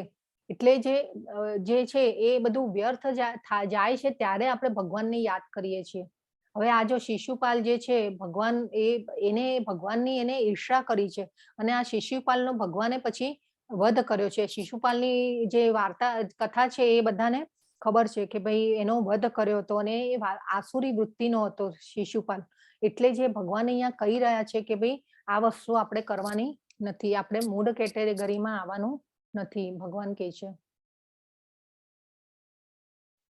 પછી કે છે મહાત્માનસ્તુ મામ પાર્થ દૈવી પ્રકૃતિમાં આશ્રિતા ભજન્ત્યનન્ય મનસો જ્ઞાત્વા ભૂતાદિમ અવ્યયમ. જો અહીંયા પાછા કેટલા બધા શબ્દો આવ્યા. મહાત્મા એક તો, પછી પાર્થ કીધો અર્જુનને ભગવાને, પછી દૈવી પ્રકૃતિમ આશ્રિતા અને ભજંત્ય અને અવ્યયમ, એટલે આટલા બધા શબ્દો આવ્યા અહીંયા. તો જે ભગવાન કે છે, હે પાર્થ, મોહગ્રસ્ત નહીં થયેલા મહાત્મા પુરુષો દૈવી પ્રકૃતિના રક્ષણ હેઠળ હોય છે. તેઓ સંપૂર્ણપણે ભક્તિમય સેવામાં નિમગ્ન રહે છે, કારણ કે તેઓ મને જ આદિ તથા અવિનાશી પૂર્ણ પુરુષોત્તમ પરમેશ્વર તરીકે જાણે છે. તો ભગવાન અહીંયા જે છે કે છે કે મહાત્મા કોને કહેવાય? કે જે મને જાણતા હોય, કે મારી દિવ્ય પ્રકૃતિને જાણતા હોય, કે હું જ ભગવાન છું, હું જ અજન્મા અવિનાશી છું, મારા જન્મ અને કર્મો દિવ્ય છે, એને ભગવાને મહાત્મા કીધો છે. હવે અહીંયા પાછું એક જોઈએ કે પાર્થ કીધો છે. પાર્થ પછી કોઈ વાર ભગવાન અર્જુનને કૌંતેય કરીને બોલાવે છે. તો જ્યારે જ્યારે પણ કૌંતેય અને પાર્થ બોલે ને ભગવાન, ત્યારે ત્યારે મનથી આપણે છે ને કુંતી માતાને યાદ કરી લેવાના, નમસ્કાર કરી લેવાના. એટલે આ જે ભગવદ્ ગીતાનું જે જ્ઞાન અંદર ઉતારવું હોય ને, તો આવા ભક્તોને આપણે યાદ કરવાના. અને એ ભક્તિ કરવાની એમની જે રીતો હોય, ભક્તિ કરવાની એમની જે ક્રિયાકલાપો હોય, એને આપણે ફોલો કરવાની. અને એ પછી જો એને આદર એવા ભક્તોને આપણે આદર અને સન્માન આપીએ, તો એ પણ એક જે કહેવાય છે કે ભાઈ ભક્તો સંગ રહેવાનું. આગળ પણ ભક્તિના જે આપણે 9 સેવાના પ્રકાર જોયેલા, એમાં જોયું હતું સાધુ સંઘ. તો જે આપણે આ રીતે જો ભક્તોને યાદ કરીએ, તો આ જ્ઞાન જે છે એ આપણી અંદર ઉતરતું રહે.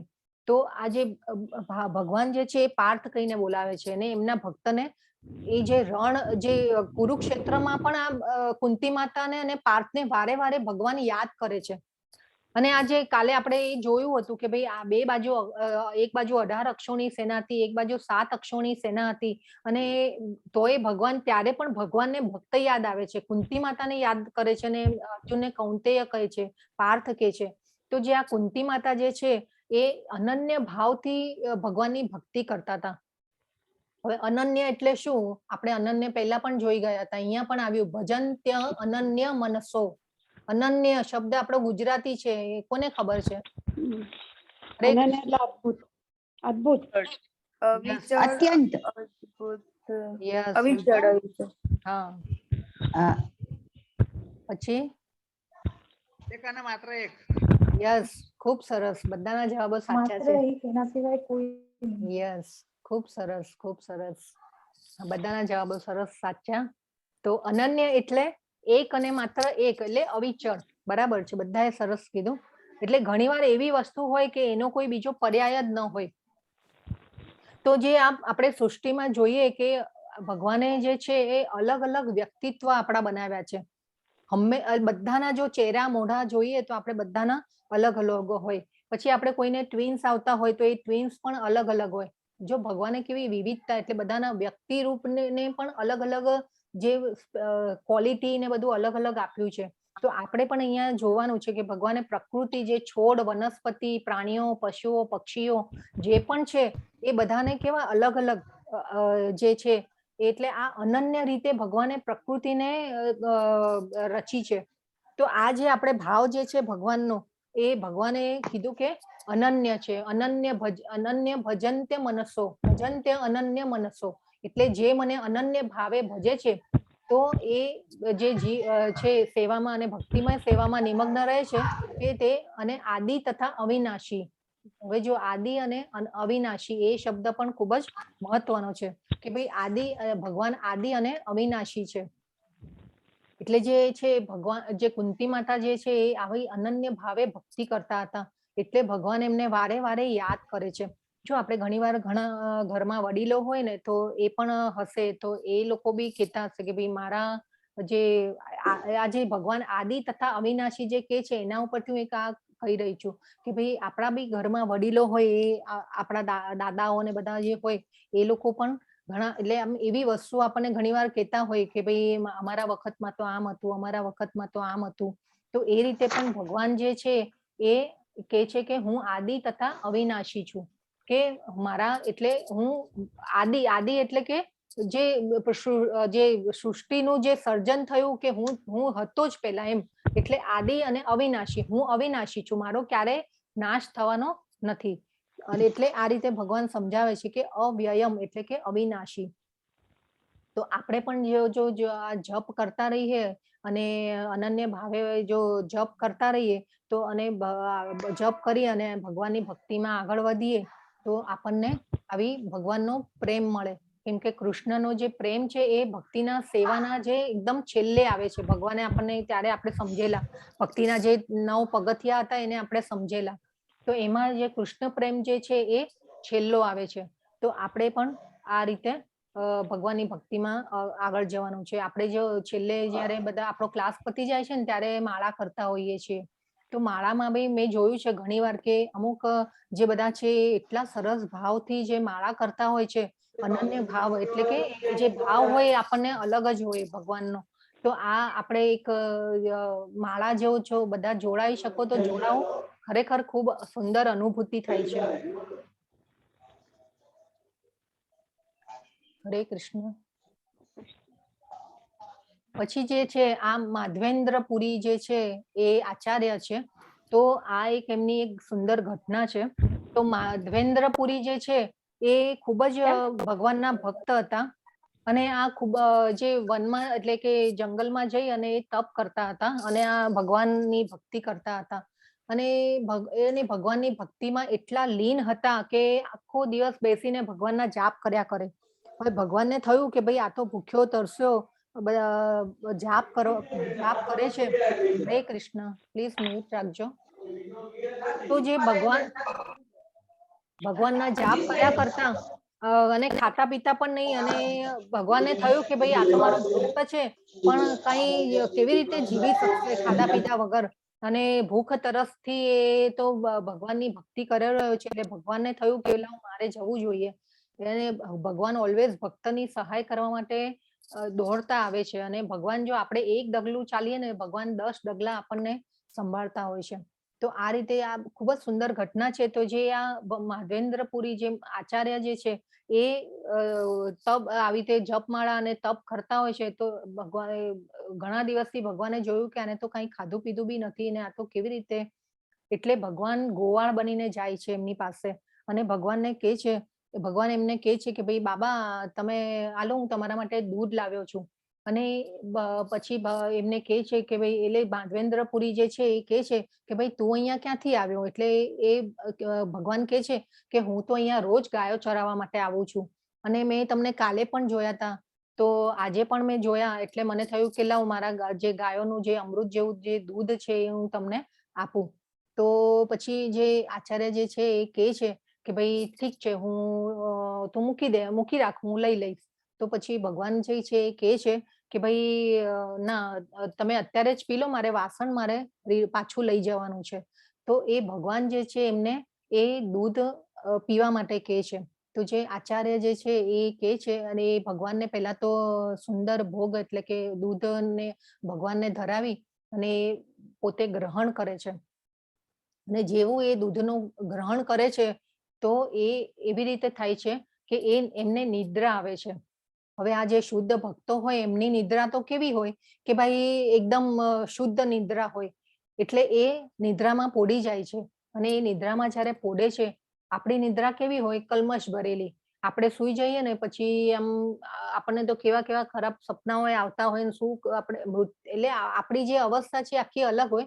આ જે શુદ્ધ ભક્તો હોય તો એમને પછી સપનામાં ભગવાન આવે છે અને ભગવાન કહે છે કે ભાઈ જે હું તમને આ હમણાં દૂધ આપી ગયો એ હું જ છું, હું જ હતો. એટલે એમને એકદમ જ અને પછી ભગવાન કહે છે કે ભાઈ જે પાછળ ટેકરી આવેલી છે અને એમાં હું દટાયેલો છું, તું મને બહાર કાઢવાની વ્યવસ્થા કર. તો આજે પછી એકદમ ઉઠે છે, ઊભા થાય છે અને એમને એમ થાય છે કે ઊભા થાય છે તો એમને એમ થાય છે કે આ ગોવાળ ક્યાં ગયો અને ઓલું દૂધનું વાસણ જે છે ત્યાં પડેલું હતું. તો એકદમ એમને આશ્ચર્ય થઈ જાય છે કે ભાઈ આ શું થઈ ગયું એમ.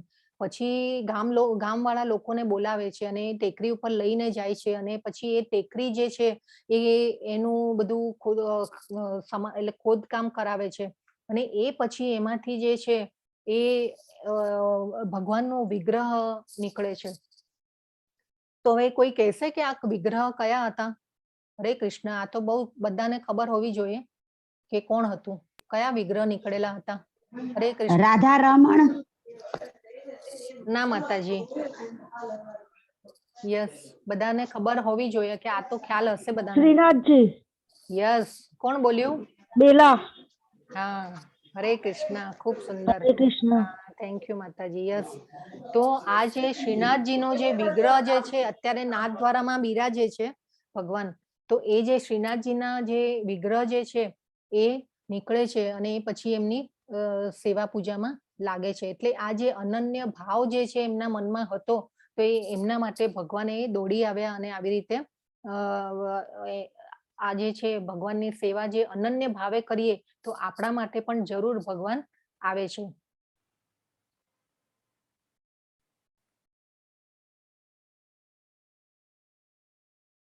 ચૌદમો શ્લોક. સતતમ કીર્તયંતો મામ યતંતશ્ચ દ્રઢવત્રાહ નમસ્ત્યંતશ્ચ મામ ભક્ત્યા નિત્યયુક્તા ઉપાસતે.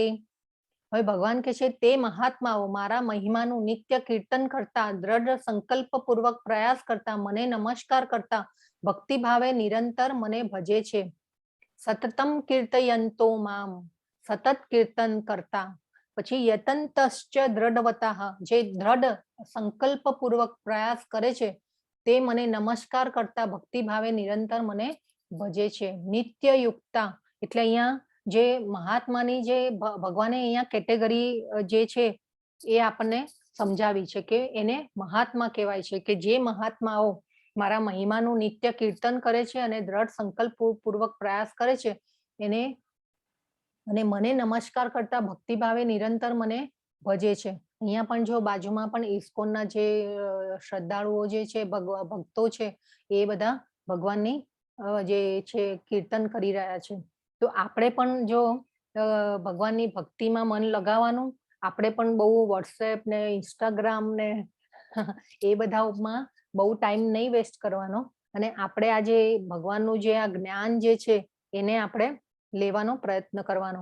તો આ જે છે, અને અત્યારે તો છે ને ઘણી વાર તો આપણને એમ થાય કે આ સિરિયલો જે છે એ તો બધા આમ એકદમ આમ કહેવાય ને કે સમાજની જે વ્યવસ્થા જે છે ને એને ખરાબ કરી નાખી છે.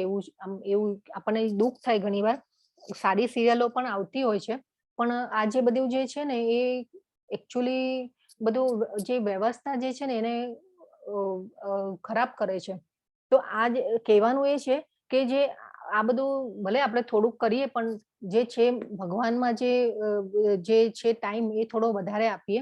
અને ભલે આપણે મહાત્માની કેટેગરી સુધી ન પણ પહોંચી શકીએ, પરંતુ એ બહુ દૂરની વાત છે. પણ આપણે જો એક ઝલક પણ લઈએ ને તો એ પણ ખૂબ સારું જ છે. એટલે જે નમસ્કાર જે ભગવાને કહ્યું અહીંયા કે નમસ્કાર, તો જેટલી વાર પણ ભગવાનને નમસ્કાર કરીએ તો એ આપણો મિથ્યા અહંકાર દૂર થાય છે. નમવું એટલે કે એ જે નમવું જે છે, નમ્રતા, એ પણ એક ગુણ છે. ઓલવેઝ ક્યારે પણ કોઈને કાંઈ પણ કહેવું હોય કે કંઈ પણ હોય ને તો નમ્રતા, ઓલવેઝ નમ્રતા જે છે એ ખૂબ જ મોટો ગુણ છે. તો એ નમ્રતા જોઈએ. તો એ અત્યારે તો જો કે હાય હલોનો જમાનો છે, પણ અને ઘણી વાર એમ થાય કે ભાઈ નમે ને તો બધાને એમ લાગે કે ભાઈ આ તો બહુ જૂનવાણી છે એમ.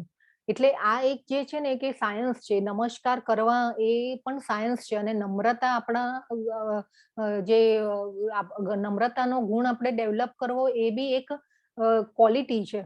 તો જે ભક્તો જે છે નમસ્યંતશ્ચ મામ ભક્ત્યા, એટલે કે મારા ભક્તો નિત્ય યુક્તા ઉપાસતે, મને નિત્ય યુક્તા ઉપાસતે એટલે નિત્ય યુક્ત રહી અને મારું કીર્તન કરે છે, ભજન કરે છે, એવો ભક્ત મને ખૂબ વાલો છે.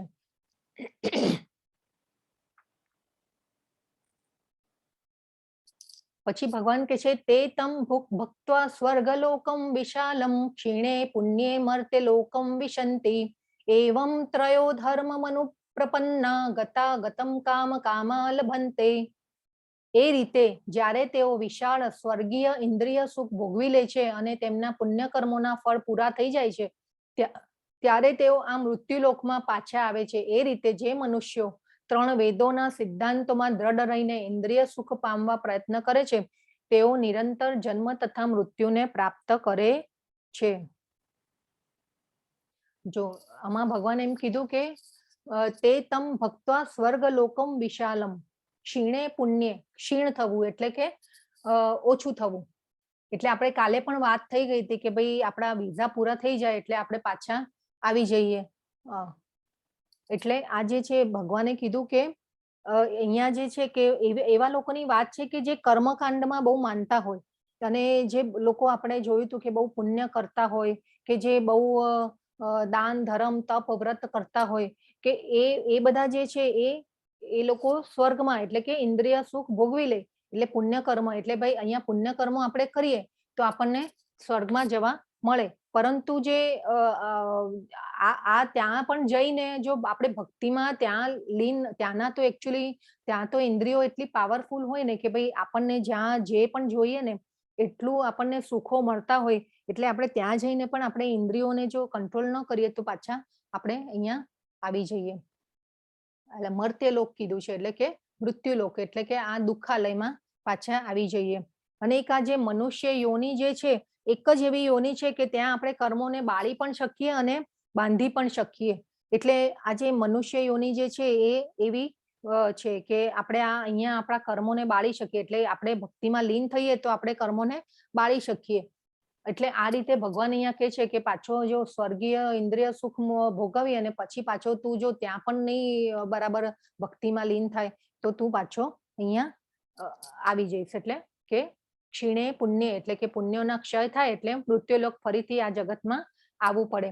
અને મૃત્યુલોકમ વિશંતિ એટલે કે મૃત્યુલોક. અને ગતાગત એટલે કે જન્મ મરણના ચક્કરમાં. કામકામા એટલે કે ઇન્દ્રિય સુખ ઈચ્છનારા. એટલે આપણે એમ વિચારીએ કે ભાઈ અહીંયા હું બધું ભોગવી લઉં ને સારા કર્મ કરું તો જન્મ મૃત્યુ જરા વ્યાધિ નહીં આવે એવું નથી. આપણે જે છીએ એ આપણા પુણ્ય કર્મો જો પૂરા થશે ને આપણે ભક્તિ આપણે આ ભોગવીશું ને ખાલી પૈસા પાછળ જ ભાગીશું ને ભક્તિ નહીં કરીએ તો પાછા આપણે અહીંયા આવવાનું છે પાછા. એટલે આ જે શ્લોક છે એનો ભાવાર્થ એ છે કે આપણે ભક્તિમાં આગળ વધવાનું છે. હવે જે આ શ્લોક જે છે એ ખૂબ જ ઇમ્પોર્ટન્ટ શ્લોક છે 9.22. અનન્યાશ્ચિંતયન્તો મામ યે જનાઃ પર્યુપાસતે તેષાં નિત્યાભિયુક્તાનાં યોગક્ષેમં વહામ્યહમ. હવે આ જે છે ને એને LIC શ્લોક કીધો છે. જો પાછો તમારે નોટ ડાઉન કરવો હોય ને તો કરી દેજો. આ જે છે LIC શ્લોક છે. આમાં શું કીધું છે ભગવાને? જે લોકો અનન્ય ભાવે મારા દિવ્ય સ્વરૂપનું સદા ચિંતન કરતા રહી મને ભજે છે તેમની જરૂરિયાતોની હું પૂર્તિ કરું છું તથા તેમની પાસે જે છે તેનું હું રક્ષણ કરું છું. એટલે આ શું કીધું ભગવાને? જિંદગી કે સાથ ભી જિંદગી કે બાદ ભી. એટલે આને LIC શ્લોક કહેવામાં આવ્યો છે કે ભગવાન કહે છે કે હું તેમની જરૂરિયાતની હું પૂર્તિ પણ કરું છું અને તેમની પાસે જે છે એનું પણ હું રક્ષણ કરું છું. જના એટલે કે લોકો, પર્યુપાસતે એટલે કે ઉપાસના કરે છે. પછી નિત્યમ અભિયુક્તાનામ એટલે કે ભક્તિમાં સ્થિર થયો હોય એવો મનુષ્ય. નિત્યાયામ અભિયુક્તાનામ એટલે કે ભક્તિમાં સ્થિર થયો હોય એવું મનુષ્ય. યોગક્ષેમમ, ક્ષેમ એટલે યોગક્ષેમમ એટલે કે ક્ષેમ એટલે કે આપણે જો ઘણીવાર ક્ષેમ શબ્દ બધાને કદાચ ખ્યાલ હશે. આપણે ઘણીવાર યસ ક્ષેમ એટલે કે આપણે જે કાગળો લખતા અને પત્રો લખતા પહેલા તો આપણે કહેતા હતા કે ભાઈ તમે ક્ષેમ કુશળ હશો. આવું એક સેન્ટેન્સ આપણે પહેલા લખીએ કે ભાઈ તમે અત્યારે બી આપણે કોઈને પૂછીએ તો તમે કેમ છો તો કે અમે કુશળ છીએ એ રીતે. એટલે યોગક્ષેમમ એટલે કે કુશળ. એટલે આ જે છે શબ્દો જે છે અને યોગ એટલે કે ભગવાન સાથેનું જોડાણ. તો આ જે છે આપણી પાસે જે આયુષ્ય ધન જે એ બધું છે એ બધું ચંચળ છે. એ ક્યારેક આવશે જશે. તો પણ આપણે જે આધ્યાત્મિકતામાં જે બી પ્રાપ્ત કર્યું હશે એ આપણી સાથે પણ જન્મો જન્મ આવવાનું છે. એ ભગવાને એની પણ શ્યોરિટી આપી દીધી છે આપણને. તો એ જે ભગવાન અહીંયા કહે છે કે પ્રોમિસ આપે છે અહીંયા આપણને કે ભાઈ હું તારી જરૂરિયાતની હું પૂર્તિ કરું છું અને તેમની પાસે જે છે એનું રક્ષણ કરું છું. એટલે કે હું આ જે LIC જે શ્લોક છે અને વહામી અહમ એટલે હું પોતે જ એનું રક્ષણ કરું છું. આ જે છે તો આ શબ્દોને આપણે સમજવાના છે. ખૂબ જ સુંદર શ્લોક છે અને આપણે આ બહુ આમ વારે વારે વાગોળવા જેવો શ્લોક છે. એટલે કોઈ ચિંતા નહીં કરવાની. આપણે કોઈ પણ એવી સિચ્યુએશનમાં આવી જઈએ ને તો પણ ચિંતા નહીં કરવાની. ત્યારે છે ને આ શ્લોક વાગળવાનો આપણે કે ભાઈ આ ખૂબ જ મહત્વનો શ્લોક છે. બાજુમાં જે ફોટો છે એ નૃસિંહ અવતારનો છે. જે ભક્ત પ્રહલાદ, તમને બધાને આ કદાચ ખ્યાલ હશે કે નૃસિંહ અવતાર જે ભગવાને પ્રહલાદ જે ભક્ત હતા એમના હિરણ્યકશિપુનો પુત્ર. તો આ પ્રહલાદ માટે જ્યારે થાંભલો ચીરી અને ભગવાન જ્યારે આવે છે, ભગવાન હિરણ્યકશિપુ કહે છે પ્રહલાદને કે ભાઈ જો તારા થાંભલામાંથી જો તારા ભગવાન ન નીકળ્યા તો હું તને તલવારથી મારી દઈશ. તો આ જે રીતે ભગવાને પછી ત્યારે પ્રહલાદજી એમને વિશ્વાસ હોય છે, શ્રદ્ધા હોય છે ભગવાન ઉપર, એટલે કે ઠીક છે. તો એ જે તલવાર ઉપર જે પ્રહાર કરે છે જે થાંભલાને, ત્યારે જે ભગવાને જે ત્રાડ નાખી અને પછી જે એમનો અવતાર એટલે કે એ જે નૃસિંહ અવતાર લઈને જ્યારે આવે છે ત્યારે જે છે એમની જે ત્રાડો જે હોય છે ને એ પણ ત્રિભુવનમાં એવી ત્રાડ પડે છે કે એનો ત્રિભુવનમાં એનો ગુંજ ઉઠે છે. અને દેવો જે છે એ પણ બધા થરથર કાંપી ઉઠે છે કે ભાઈ આ શું થઈ ગયું. અને એ પછી હિરણ્યકશિપુને જે મારે છે એ બધાની તમને કથા ખબર છે.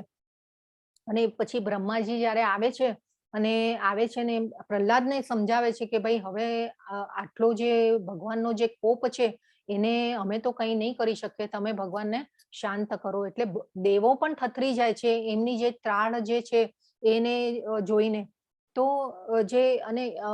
એટલે આ રીતે સમજવાનું છે કે ભક્ત જે છે ભગવાનનો, એને ભગવાનના ભક્ત એટલા વાલા હોય છે ભગવાનને કે એમના માટે તરત દોડીને આવે છે. એટલે આપણે પણ એવા ભક્ત બનવાનું છે.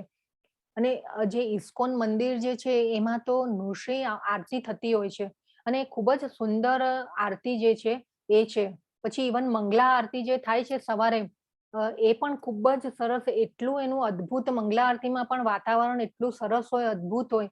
અને જે આરતી ગવાતી હોય, સંસાર દાવા નલલીઢ લોકા પ્રણય કારુણ્ય ઘન ઘનત્વમ. આપણે કોઈ જો હશે ટાઈમ તો આપણે આ સરસ લઈશું. એટલી સરસ મંગલા આરતી જે છે એ છે. અને આ જે નૃસિંહ આરતી પણ એક થતી હોય છે રોજ જ. તો આ જે છે LIC શ્લોક છે. ભગવાન જે છે એમના ભક્ત માટે દોડીને આવે છે. જે આ સુદામાની વાર્તા પણ તમને કથા ખબર છે કે ભાઈ સુદામામાં જ્યારે પૌવા લઈને આવે છે એમને મળવા માટે, તો ભગવાન એમને જઈ અને દોડીને એમનું સ્વાગત કરે છે. અને આજે ભગવાનને મળવા આવે છે ત્યારે એ દોડતા આવે છે અને ભગવાન જે છે એમનો આલોપાલો કરે છે, એમને સિંહાસન પર બેસાડે છે અને એમના ચરણ ધોએ છે ભગવાનના. અને આ જે મહાલક્ષ્મી જે છે, ભગવાનના જે સહચરી જે છે મહાલક્ષ્મી એટલે રૂકમણી દેવી, એ પણ એમને પંખો નાખી રહ્યા છે, એ પણ એમના ચરણ ધોઈ રહ્યા છે. તો આ જે સુદામાએ એકચ્યુઅલી ભગવાન પાસે કઈ માંગ્યું નથી, પરંતુ તે છતાં પણ ભગવાને એમને આપ્યું છે. એટલે આપણે એ જોવાનું છે કે આપણે જે ભગવાન જે કહી રહ્યા છે કે ભાઈ હું જ બધું રક્ષણ કરું છું, તારી પાસે જે છે એનું રક્ષણ કરું છું અને નથી એને હું આપું છું. તો આ જે ભગવાન જે છે એ આ રીતે આપણને કહી રહ્યા છે. 23મો શ્લોક. येऽप्यन्य देवता भक्ता यजन्ते श्रद्धयान्विताः तेऽपि मामेव कौन्तेय यजन्त विधिपूर्वकं यजन्त्य अविधिपूर्वकं. હે કુંતી પુત્ર, જે મનુષ્યો અન્ય દેવોના ભક્ત છે અને તેમની શ્રદ્ધાપૂર્વક પૂજા કરે છે તેઓ વાસ્તવમાં પરોક્ષ રીતે મારી જ પૂજા કરે છે, પરંતુ તેમની તે ઉપાસના અવિધિપૂર્વકની અર્થાત યોગ્ય જ્ઞાનથી રહિત હોય છે. હવે અહીંયા જો ભગવાને પણ આ બી એક સ્ટેટમેન્ટ આપી દીધું કે યેપ્યન્ય અન્ય દેવતા ભક્ત્યા, એટલે જે અન્ય દેવી દેવતાઓની ભક્તિ કરે છે. પછી યજંતો શ્રદ્ધયાન્વિતાહ, એટલે કે શ્રદ્ધાપૂર્વક એમને પૂજે છે. ઘણા અલગ અલગ વિધાનો આપણે શાસ્ત્રોમાં પણ આપ્યા છે કે ભાઈ લક્ષ્મી ધન જોઈતું હોય તો લક્ષ્મીની પૂજા કરવાની, તેજસ્વીતા જોઈતી હોય તો સૂર્યની, પછી વિદ્યા તો સરસ્વતી, બુદ્ધિ તો ગણપતિ, બળ જોઈતું હોય તો હનુમાનજી. તો આ જે છે તો ભગવાને અહીંયા એમ કીધું કે ભાઈ જે આ શાસ્ત્રોમાં એવું ઘણું એવા વિધિ વિધાનો આપ્યા છે કે ભાઈ આ જોઈતું હોય તો આ કરો, પેલું કરો, પણ એ જે છે ભગવાન કે છે કે એ શું છે? તો ભગવાન અહીંયા કે છે કે ભાઈ આ બધા જ મારી જ પૂજા કરી રહ્યા છે, પણ અવિધિ પૂર્વકની છે. ભગવાન અહીંયા જો યજંત્ય અવિધિ પૂર્વકમ, ભલે એ યજન કરે છે પણ એ અવિધિ પૂર્વકનું છે. ભગવાને અહીંયા નોન સિસ્ટમેટિક વે, એટલે ભગવાને અહીંયા કીધું કે એટલે કે આપણે જો પહેલા પણ જોયું હતું કે આપણે ડાયરેક્ટલી આપણે ભગવાનને ભજી શકીએ છીએ. એટલે આ એનો એક રેફરન્સ આપ્યો આપણને ભગવાને કે આપણે ઝાડના મૂળમાં પાણી આપવાનું છે.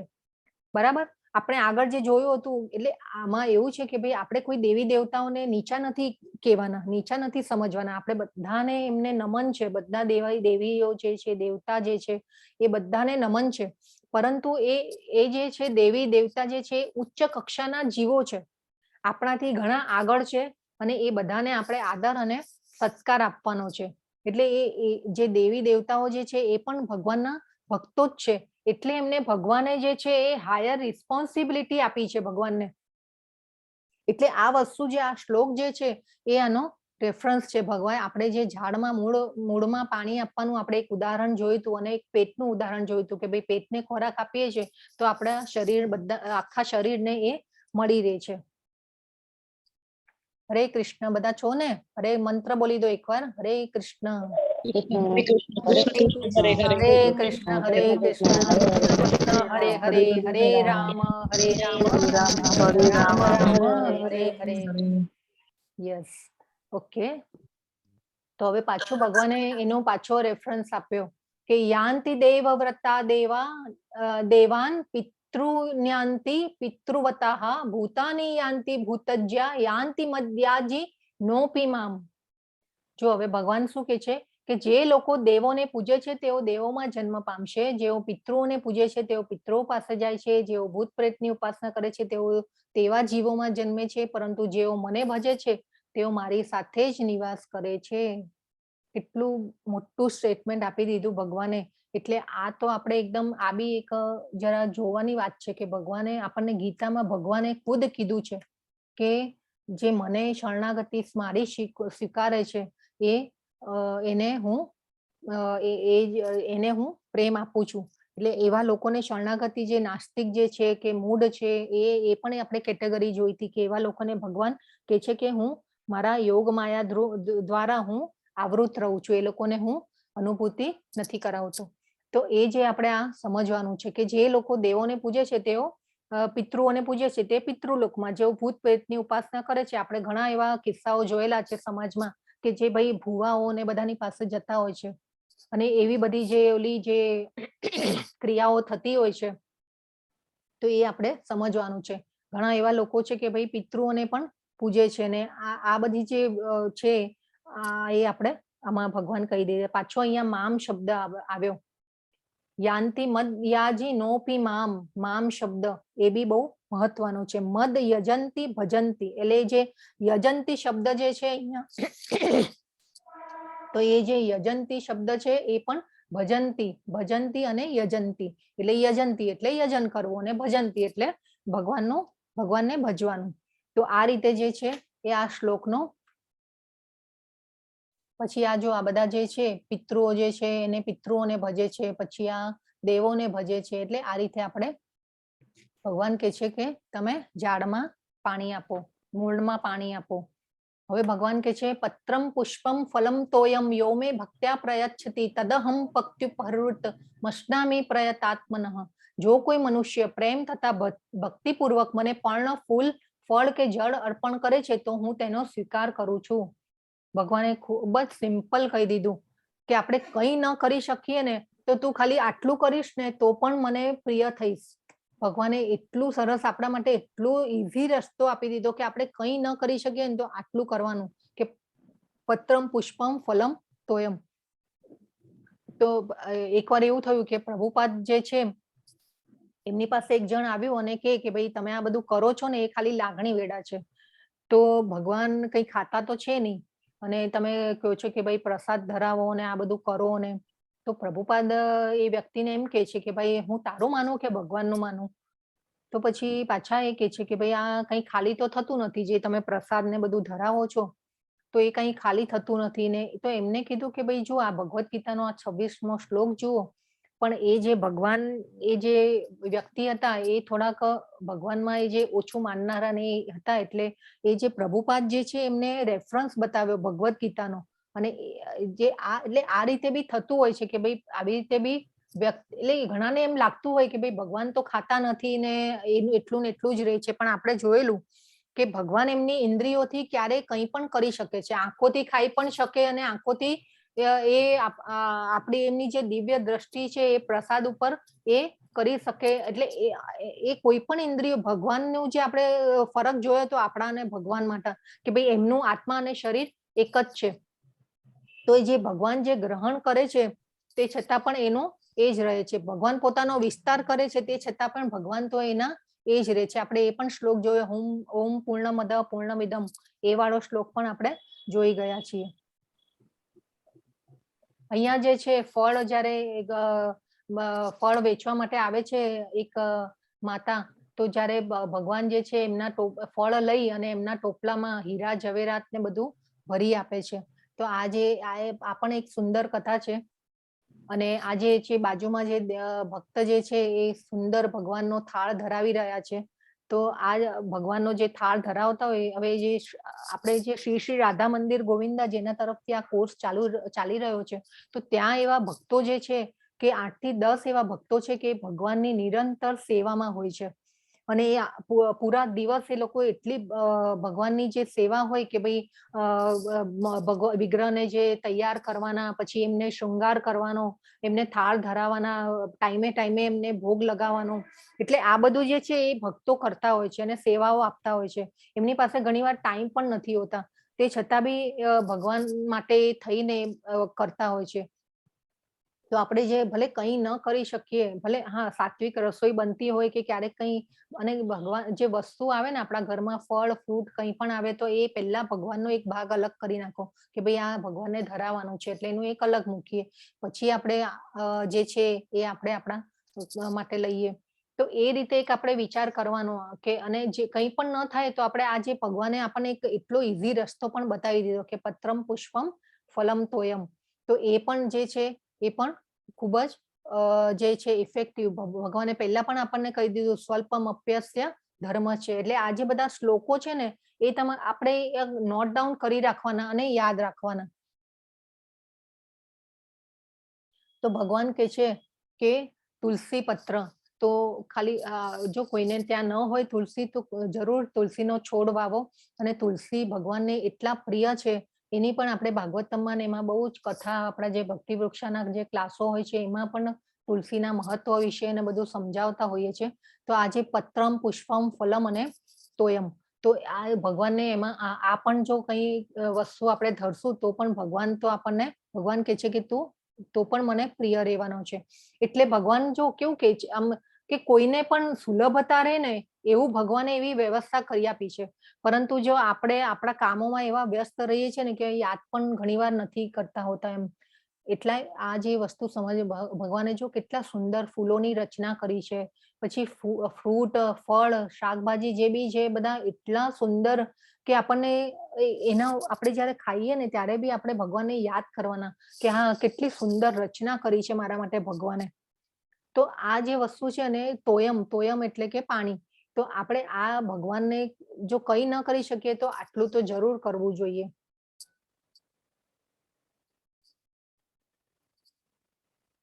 અહીંયા જે છે તો એ જે છે સુદામા જે છે એ પોટલીમાં પૌવા લઈને આવેલા, તે છતાં બી ભગવાને એ પૌવાને પણ આરોગ્યા છે. પછી જે છે કે રામ અવતારમાં જયારે શબરીએ બોર ખવડાવેલા ભગવાનને, તો કેવા ચાખી ચાખીને એ બોર ભગવાનને આપતા હતા કે ભાઈ ખાટા તો નથી ને, મારા ભગવાનને એ ખાટાથી તકલીફ તો નહીં થાય ને.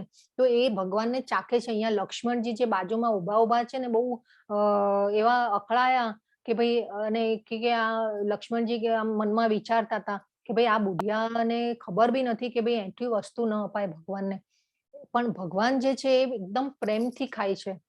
પછી જે છે આ ગજેન્દ્ર હાથી, તો જે ગજેન્દ્ર હાથી છે એ ભગવાન છોડાવે છે પછી ભગવાનને ફૂલ અર્પણ કરે છે. એ ભગવાન લઈ રહ્યા છે. તો આ રીતે જો આપણે બી જો ભાવ એટલે ભગવાનને જે છે એ ભાવ જોઈએ છે. ભગવાન એ નથી કહેતા કે ભાઈ તમે તે મને 1 રૂપિયો આપ્યો કે 1 કરોડ આપ્યો. ભગવાન ક્યારે એમ કહેતા નથી. ભગવાનને તો ખાલી આપણો ભાવ જોઈએ છે. તો આ એક વસ્તુ આપણે સમજવાની છે.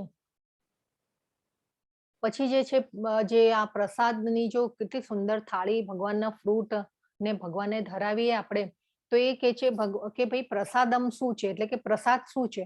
તો આજે જે આપણી જે જ્યારે ભગવાનને પ્રસાદ ધરાવીએ ત્યારે બધી વસ્તુઓમાં તુલસીનું પાન જે છે એ મૂકવાનું હોય છે.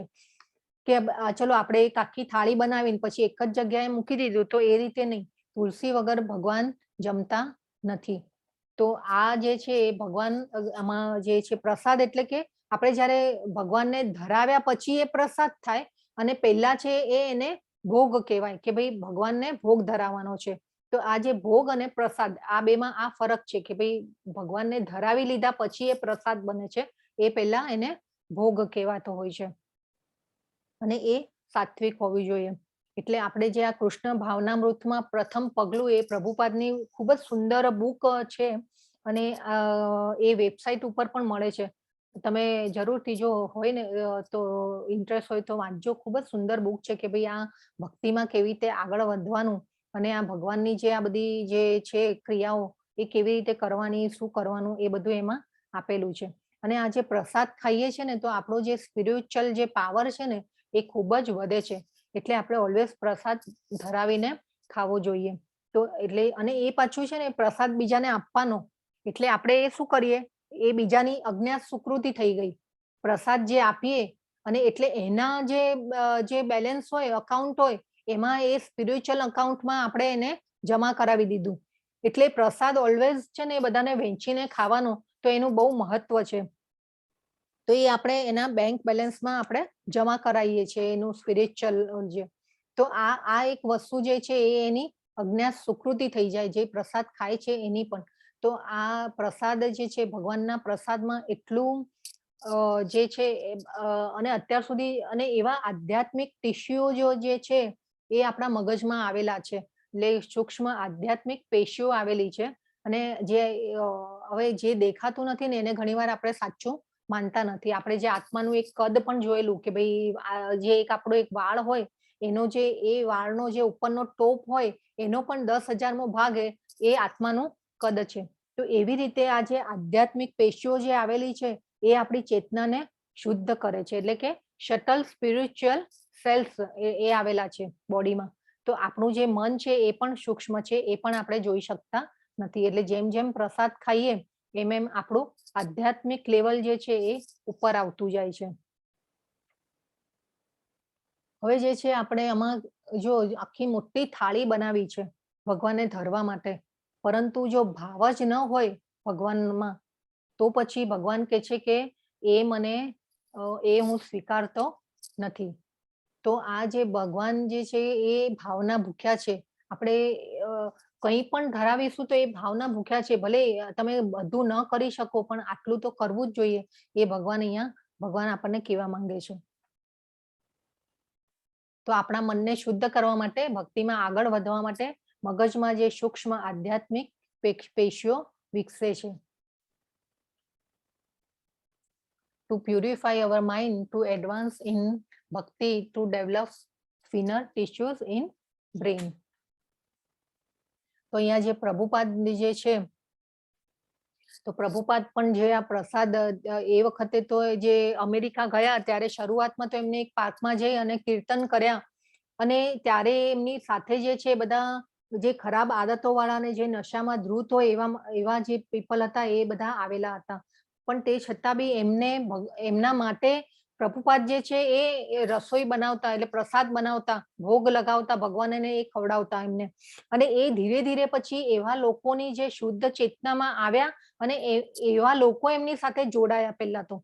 અને એ જે ઇસ્કોનની જે સ્થાપના થઈને એટલે એ પછી ધીરે એ આ બધું ડેવલપ થતું ગયું. પરંતુ શરૂઆત આવી રીતે થઈ હતી કે આ જે લોકો આવે એમને પ્રસાદ ખવડાવે પ્રભુપાદ, ભગવાનને ધરાવેલો, અને એમના માટે કામ કરતા, અને એમના એઠા વાસણો પણ એ પોતે ધોતા. એટલે આ જે કર્મ જે છે એ પણ આપણે એક અકર્મ તરીકે સમજ્યા હતા. તો એ આ જે છે ભગવાને, અને ભગવાન જે છે એ એમ બધી અનુકૂળતા કરી આપે ભક્ત માટે. તો જે પ્રભુપાદ જે છે એ આવી રીતે ત્યાં અમેરિકામાં આ બધા જે લોકો હતા એવી રીતે ભેગા થયા, ને એ પછી એમના 10,000 શિષ્યો થયા, અને એ 10,000 શિષ્યોને લઈને પછી એ ઇન્ડિયામાં આવેલા.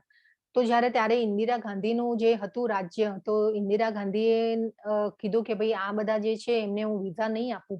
તો પ્રભુપાદ કે છે કે ભાઈ આ કોઈ એવા નથી કે ભાઈ એટલે એ કંઈક ઓલા શું કે આપણે જાસૂસ જે કે ને એવું સમજતા હતા કે ભાઈ આ બધા જાસૂસી કરવા આવે છે એમ.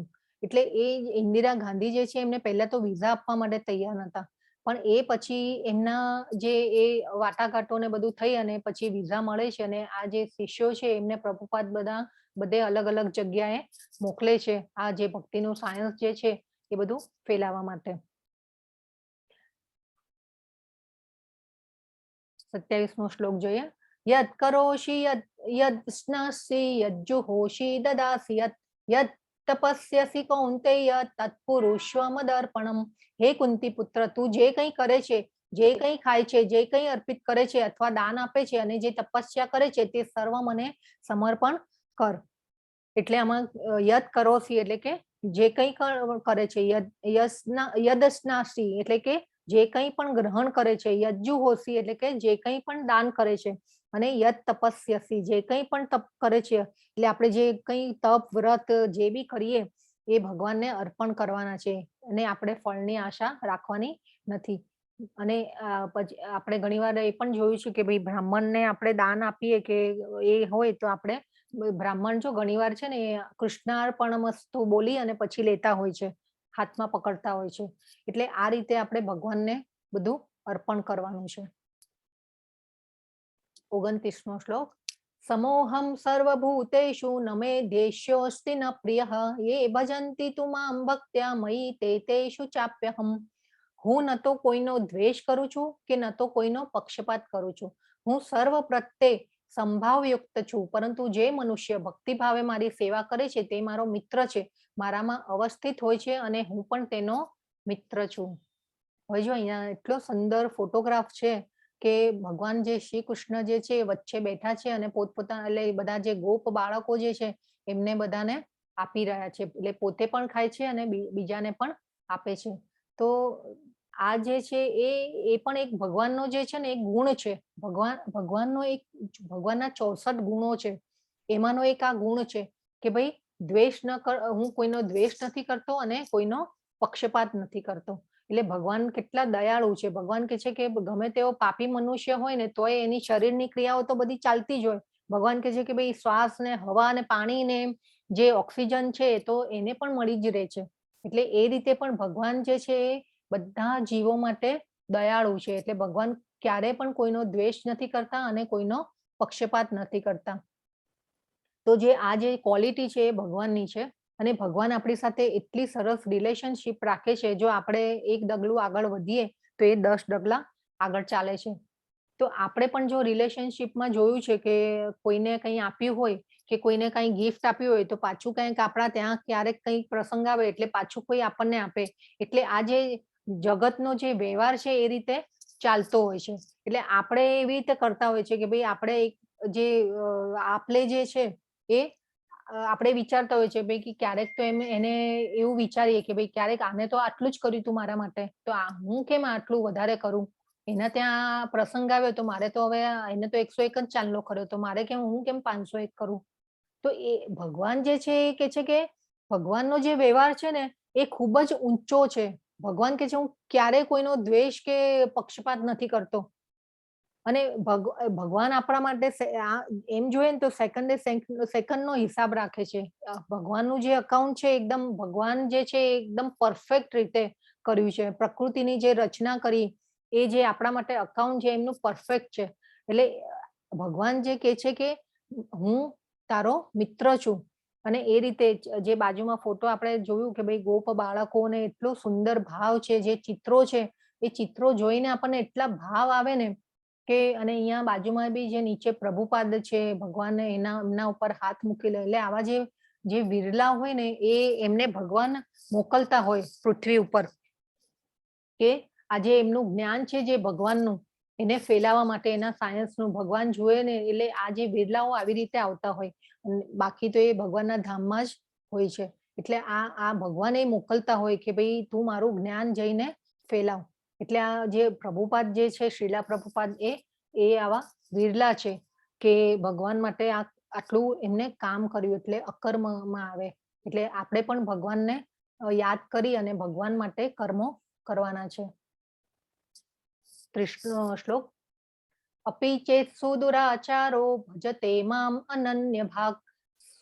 સદૂર એવા સમંતવ્ય સમજ્ઞ વ્યવસિતો હિ સહ અત્યંત ઘૃણાસ્પદ કર્મ કરનાર કોઈ મનુષ્ય જો ભક્તિભાવી મારી સેવામાં પરોવાયેલો રહે છે તો તેને સાધુ માનવો જોઈએ કારણ કે તે પોતાના નિશ્ચયમાં યોગ્ય રીતે સ્થિર થયેલો છે હવે આપણને ઘણીવાર એમ થાય કે ભાઈ આ માણસ એટલે કોઈ વાર આપણે એવા કેસ જોયેલા છે કે ભાઈ બહુ ભક્તિ કરતા હોય બહુ ભગવાનમાં જે હોય ભગવાનમાં બહુ ભગવાનનું કામ કરતા હોય બધું જ કરતા હોય પણ ખરા ખોટા કામ પણ કરતા હોય તો આપણને અહીંયા ભગવાન કહે છે કે એવા મનુષ્યને તમારે સાધુ માનવો જોઈએ એટલે આ જે છે ભગવાન અહીંયા એમ કહે છે કે ભાઈ કોઈ વાર એવું લાગે કે ભક્તિ કરે છે પણ એનામાં બહુ અવગુણો છે તો પછી એનું શું એમ એટલે અહીંયા આપણને ઘણીવાર એમ થાય કે ભાઈ ભગવાનનું આમ આપણે માળા કરતા હોઈએ પણ પછી પાછળ આપણે બધા એવા આપણે કામો કરતા હોય તો એ ઘણી એટલે એવું આપણે ક્યારેક જોયેલા હોય છે પણ આ આપણે જે ભગવાન કહે છે કે અહીંયા એવા માણસને પણ આપણે એને પણ સાધુ માનવો જોઈએ કેમ કે એ ભક્તિ તો કરી જ રહ્યો છે ભગવાનની એટલે આ જે ભગવાન એમ કહેવા માંગે છે કે એ આ ભગવાન એમ કે છે કે આગળના શ્લોકમાં પાછું કહેશે ભગવાન કે એ ધીરે ધીરે ભલે એની સીડી ચડશે એટલે આપણે એનામાં અવગુણો નહીં જોવાના આપણે એ રીતે જોવાનું એમ કે ભાઈ હા ભક્તિ તો કરી રહ્યો છે એટલે આ રીતે જે આપણે છે સાધુ રેવચ મંતવ્ય તો આ આપણે સમજવાનું છે જ્યારે પણ કોઈ ભક્તિ કરતા હોય તો એમાં અવગુણ નથી જોવાના ભગવાન કે છે ક્ષિપ્રમ ભવતિ ધર્માત્મા સસવ્યચંતિમ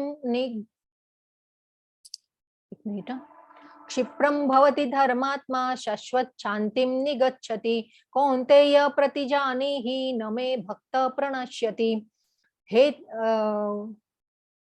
તે તરત જ ધર્માત્મા બની જાય છે અને સ્થાયી શાંતિ પ્રાપ્ત કરે છે હે કુંતી પુત્ર નિર્ભય થઈને ઘોષણા કર કે મારા ભક્તનો કદાપી વિનાશ થતો નથી તો અહીંયા ભગવાન એ કહે છે કે એ ભલે એનામાં અવગુણો હોય પણ તે છતાં બી એ ભક્તિ કરે છે તો એ ધીરે ધીરે આગળ આવશે ભક્તિમાં અને એ પછી ધર્માત્મા બનશે તો ભગવાન કહે છે અને એ પછી ધર્માત્મા બનશે ધર્મમાં એનું ભક્તિમાં એનું મન લાગશે અને એ ભક્તિમાં ઉચ્ચ ગતિ કરશે અને સ્થાયી શાંતિ પ્રાપ્ત કરશે તો નિર્ભય થઈને ઘોષણા કર કે ભાઈ મારા ભક્તનો કદાપી વિનાશ થતો નથી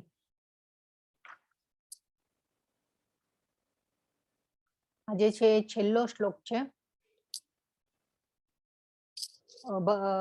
34મો શ્લોક મન્મના ભવ મદ્ભક્તો મધ્યાજી મામ નમસ્કુરુ મામે વૈશ્યસી યુક્તૈવ માત્માનમ મત્પરાયણઃ હવે જે આ જે નીચેની જે બે લીટી છે ને મામે વૈશ્યસી યુક્તૈવ માત્માનમ મત્પરાયણઃ એ છે ને 18મા અધ્યાયમાં પણ આ જે બે લાઈન જે છે ને એ રિપીટ થશે ભગવાન કહે છે તારા મનને મારા નિત્ય ચિંતનમાં પરોવી દે મારો ભક્ત થા મને નમસ્કાર કર અને મારી જ પૂજા કર એ રીતે મારામાં સંપૂર્ણ રીતે તન્મય થઈને તું નક્કી મને પ્રાપ્ત કરી શકીશ તો ભગવાન અહીંયા કહે છે એટલે આ જે છે મન મના ભાવ એટલે તારું મન મારામાં લગાવ એટલે આપણે ઘણીવાર એમ થાય કે ભાઈ વેદોમાં ઘણું બધું કીધેલું છે કે ભાઈ આ કરો પેલું કરો પણ હંમેશા આપણે એક યાદ રાખવાનું છે કે always remember Krishna never forget Krishna એટલે આ જે અધ્યાયનો જે સાર જે છે ને એ આ છે કે આપણે કૃષ્ણજીને ક્યારે બી ભૂલવાના નથી અને ઓલવેઝ યાદ રાખવાના છે એટલે મધ્યાજી મામ નમસ્કરું એટલે આ જે શ્લોક છે એ પણ ખૂબ જ ઇમ્પોર્ટન્ટ છે આ બી નોટ ડાઉન કરવા જેવો છે શ્લોક. અને આ જે આપણે જે ક્લાસ પૂરો થાય એટલે આપણે કેવી રીતે નમસ્કાર કરીએ છીએ, એટલે આપણે આ જે પ્રભુપાદ જે છે આપણા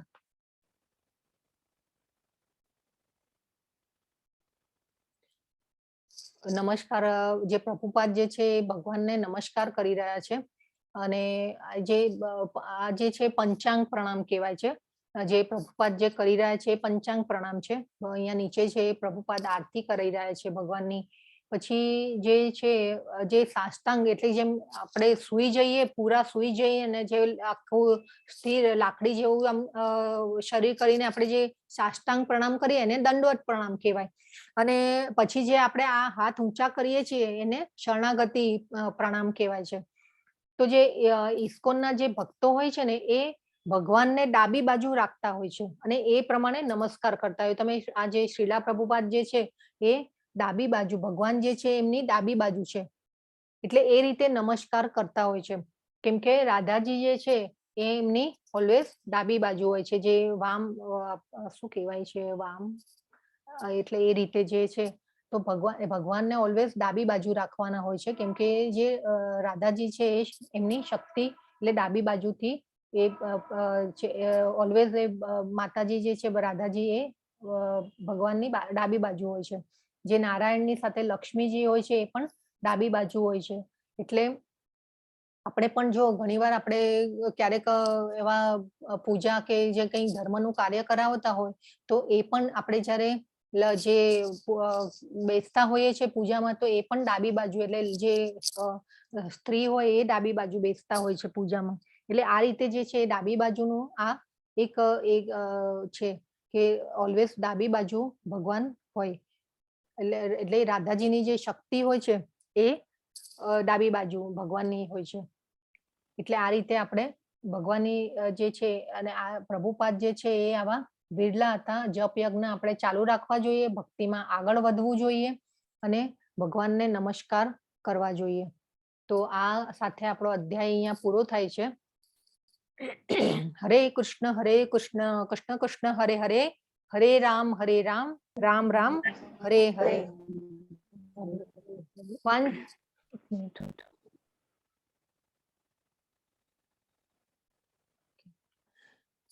वाञ्छा कल्पतरुभ्यश्च कृपा सिन्धुभ्य एव च पतितानां पावनेभ्यो वैष्णवेभ्यो नमो नमः.